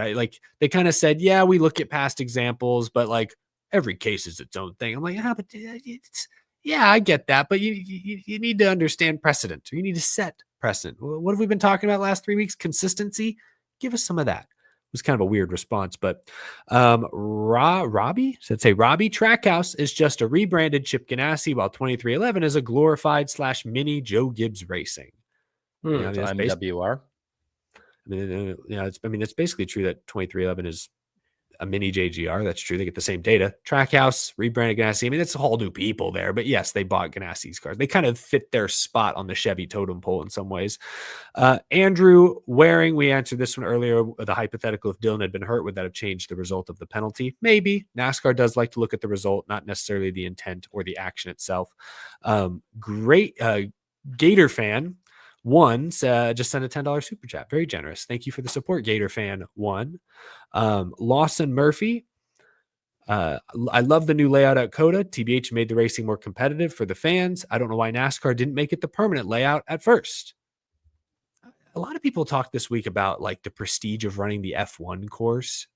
And I guess maybe because COTA is a new track, that never really bothered me. COTA doesn't have like a long, illustrious F1 history or anything. So it's like, whatever course they run, it just needs to be good. So I'm kind of with them. They probably should have run the short course from the beginning, but that's probably why they didn't, is they wanted to sell it as, hey, we're racing on an F1 track. For some people, that's a big deal. I don't know. Andrew Winslow sent a couple of super chats. Ty Dillon is this week's big loser for being the first person intentionally wrecked to not have the majority of fans on your side due to driver skill issues and fan apathy. Damn. Really pouring it on there at the end. I think most everyone agrees Austin Cindric was out of line. Yeah, nobody's a big Ty Dillon fan, but I think we can all at least agree that Cindric shouldn't. Big loser. That's rough. Another one here from West Virginia. Boyer might not be the best announcer, but he's definitely the one that calls out Fox the most about their broadcasting. You definitely hear his exasperated noises in the booth when they cut away from whatever he was talking about. Yeah. Indy Carson. Wait, what happened to NASCAR Carson? We have Indy Carson here. Hey, NWP. Can you do a yes or no poll for me and have chat vote? Should crown jewel races like Daytona have a green, white checkered finish or finish at the scheduled distance? Indy Carson, I appreciate your super chat. I would put a poll for that, but I think we all know what the answer is going to be. I think I would be shocked if people in the year of 2025 are asking for races to finish at the scheduled distance. A few would. Not saying it'd be zero, but I'm guessing 90% would be in favor of. I'll make a poll. Let me do it. Let me just do it real quick. I'll do it. Well, why not? Start a poll. Crown jewel finish. I'll say scheduled distance or green, white checkered. Here we go. There's your poll while I read the next super It's going chat. to be We'll come over back to very that fast, I guarantee it. I would guess, unless they are listening to us and are going to vote differently despite us. Derek, thank you for the super chat. Derek, don't know how Kaz Gralla doesn't have a ride, but Chris Wrong does. Kaz has had some good road course runs in the past, but I guess it comes down to funding, I would imagine. I don't know Kaz's background. Another one here from Andrew Waring. Random question, Eric, when are you going to get to Dover? Not a bad seat, just an awesome track. Dover's always been on my list. It's like the wrong end of the country. It's the hardest place for me to get to, arguably, of any track. I'd like to go to Dover at some point because I have heard it's way better in person than on TV. One of these days, Andrew. Probably not this year, but one day. Chat is trolling big time with this poll right now, by the way. It's 50-50. They've seen the light. I know for damn sure it's not really 50-50, but okay. You guys can pretend that it is. That's fine. That's fine. Scrapyard, very generous super chat. There were some Austin natives who weren't happy with Bell's victory. If you know your college sports, you know that Austin, Texas, and Bell's hometown of Norman, Oklahoma aren't exactly friends. Yes, I was talking to my wife about this because she went to school at Oklahoma, and I told her, I was like, it's ironic that Christopher Bell, big OU guy, would win in UT's backyard. I guess Oklahoma needed some redemption after how the Red River game went this year. But good for Bell. It is an ironic twist, I suppose. Yes. Ryan Boucher, thank you for the generous super chat. Last Sunday's race kind of reminded me of the 2018 race in Watkins Glen. Only differences was that there were less cars battling it out at the end, and that race was more of a fuel mileage race. Remind me 2018 Watkins Glen. Chase Elliott's first win. Oh, his first one was 2018. You're right. I was for some reason thinking 19. Yeah, okay, I do remember that. Chase Elliott and Truex with the fuel mileage battle. That was also a memorable finish. But you're right. That one, it was really two cars coming down to the wire. It was still dramatic, thrilling, historic, I guess, considering what Chase Elliott has gone on to become. He tried to throw it away at the end, but Truex's gas tank He said, goes wide. I know. Yeah. I was rooting for him because I wanted to see him win. And when that happened, I'm like, you idiot. Yeah. How did you blow it? I'm like, okay, he's still in the lead. He's still in the lead.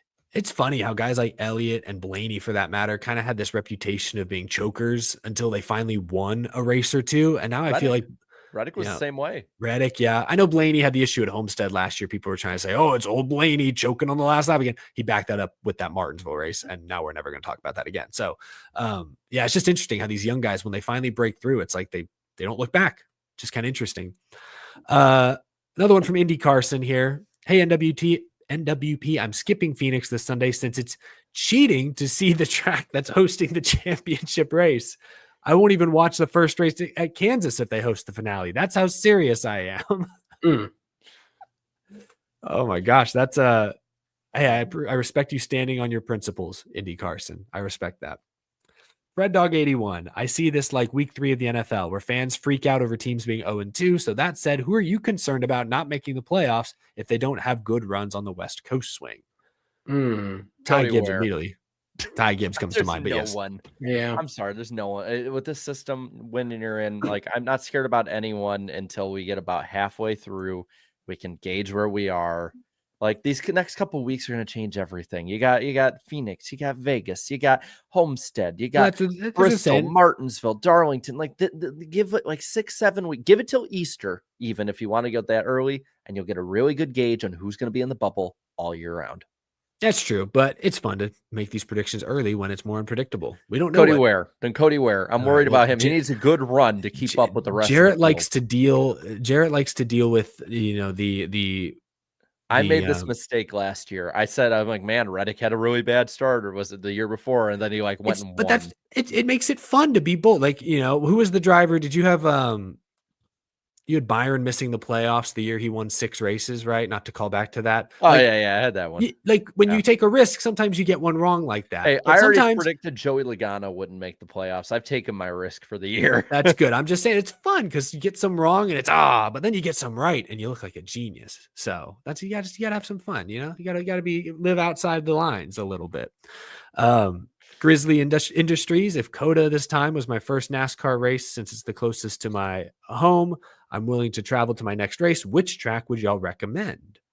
So it sounds like you live probably in Texas somewhere. So I'll try to keep that in mind. I would recommend Kansas, Yeah, frankly. I was going to say that. Great racing, decent facility, good amount of stuff around the track. Yeah, I'd probably recommend Kansas. What part of Texas? Is that like near Austin or It just says it's closest to their home. I mean, really anywhere in Texas, Kansas is one of your closest races. It's not close, but it's closer. I'm just thinking. I mean, did they just say they were just wanting to travel, or is it something they can drive to? Yeah, because like he says they're willing to travel, so if you're willing to travel, I would go other tracks. I would say Bristol, Daytona. You know, like my thing is like if depending on what side of Texas you're on, you could be closer to Las Vegas than you could be to like Kansas. You know, or that's like probably Phoenix. True. So it's like what part of like yeah, it could be closer to Mexico City.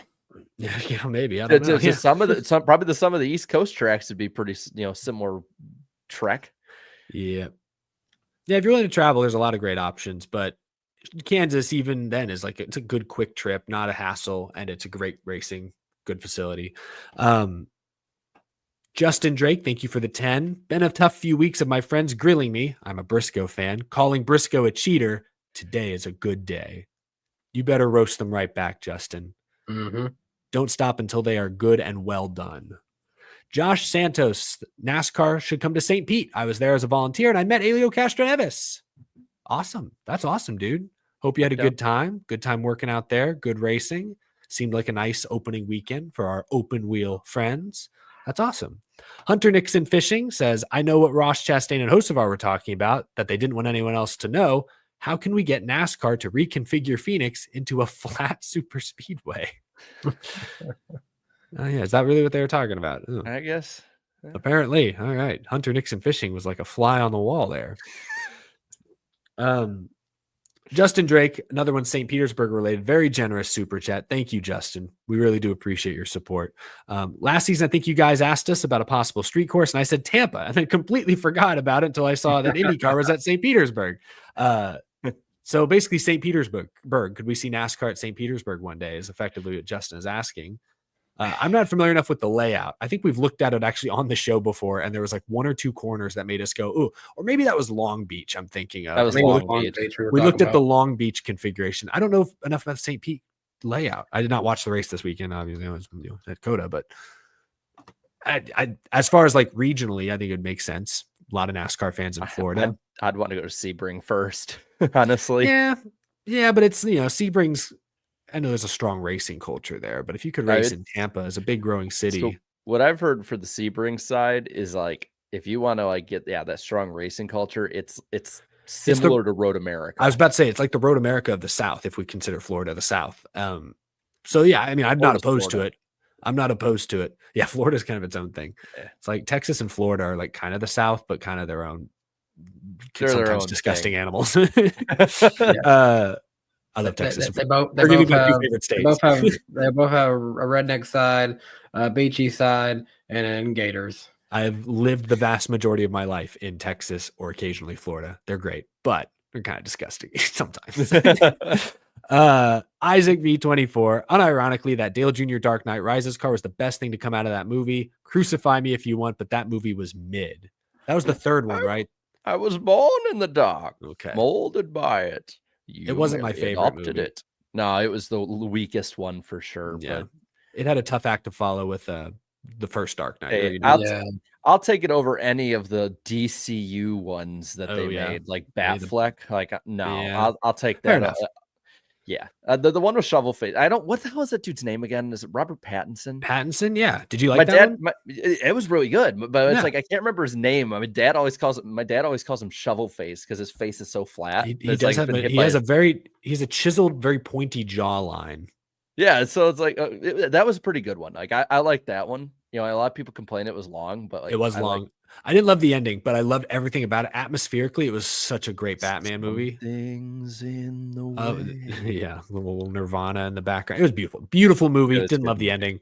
But are they ever going to make a sequel? Are they ever going to make the Yeah, second yeah. one? So I think they're making a trilogy. I think. I don't I know when they're think that was making the the plan. second one. I know James Gunn is in charge of all that mess now, so who knows what's on the table. No. So depending on what happens with William Byron, you know, with the Sabrina Carpenter thing, we can have a NASCAR connection here. Apparently, the guy that was supposed to play the Joker was her ex-boyfriend that cheated on her. Dude doesn't need the makeup to be the Joker, man. Like it's like, Ooh. he's already the clown. yeah, man. Well, I mean, cheated on Sabrina Carpenter. He's a clown. Like I'm not Yeah. even a Sabrina Carpenter fan, and I can tell you that. Yikes. Yeah, no makeup required. Just But show up. hey, He's ready to roll. I'll ask- He's already method acting. What race do you think we're if Byron manages to get her out to one, do you think he could manage to get her out to? Because I think she's like on tour through March.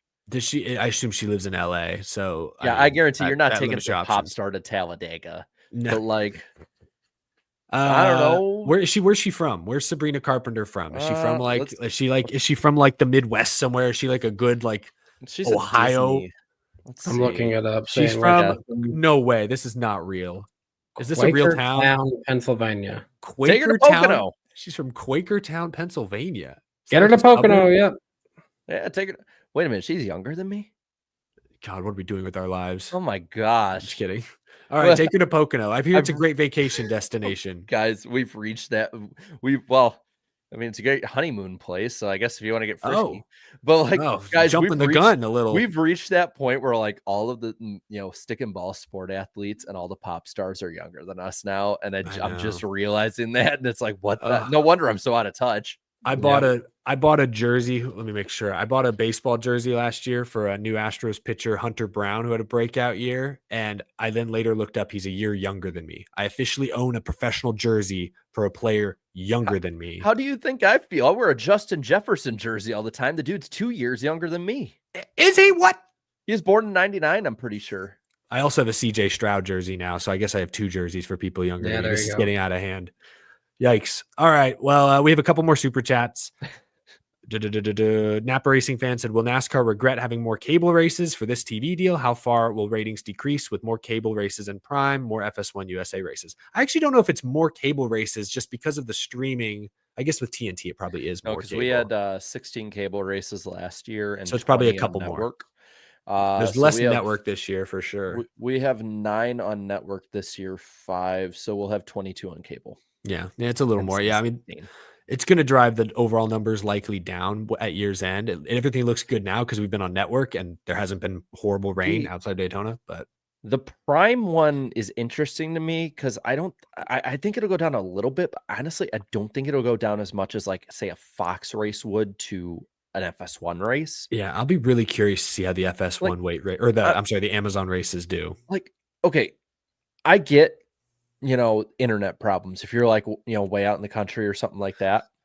But like, I guarantee you I guarantee everyone watching either has a Prime account or knows someone that does. I guarantee most people watching probably fit that.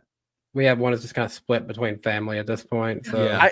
I didn't know until like about 2 years ago. I didn't know basically until we moved. I didn't know when we moved like that Riss had one for a couple of years. And so it's like if there's a will, there's a way.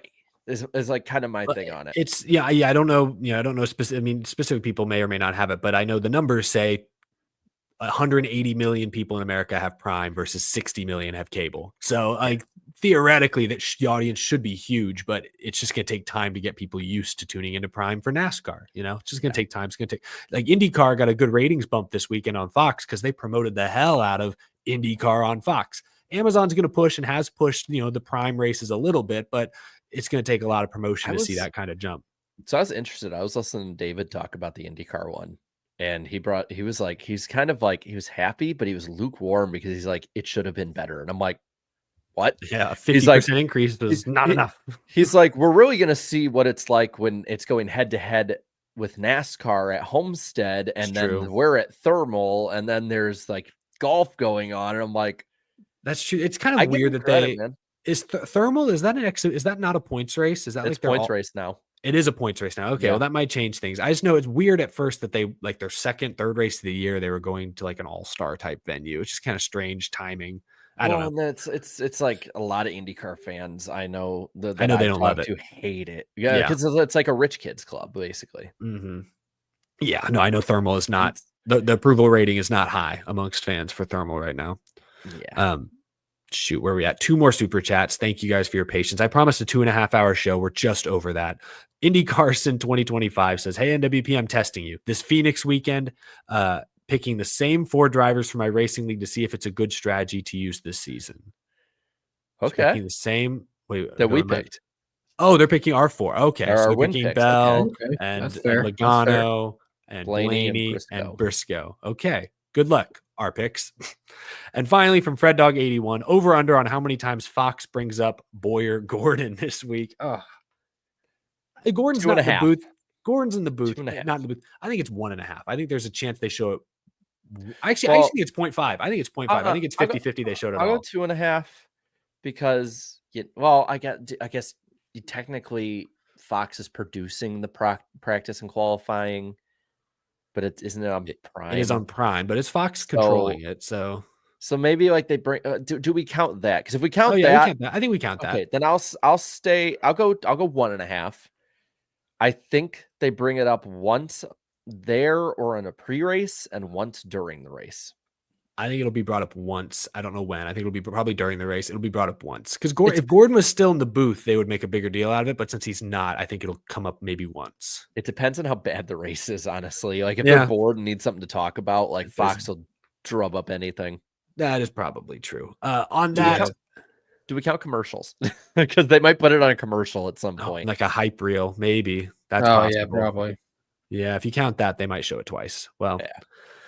Thank you all so much for the very generous super chats. But that is going to do it for another special episode. This was a very special episode. I apologize. This was episode 301 of NWP. This episode will never happen again. We have witnessed history here tonight. There will never be another 301st episode of NWP. Anyway. Yes, there will. We were not live the entire time. We got to do it again. Are you kidding me? Oh my gosh. Guys, I'm so sorry. I did not start the stream. We will try this again next week on Jarrett's channel, The Iceberg. Yeah. 8 p.m. Eastern time on Wednesday, March 12th. We'll talk Phoenix, get y'all ready for part 2 of the West Coast Swing, Las Vegas.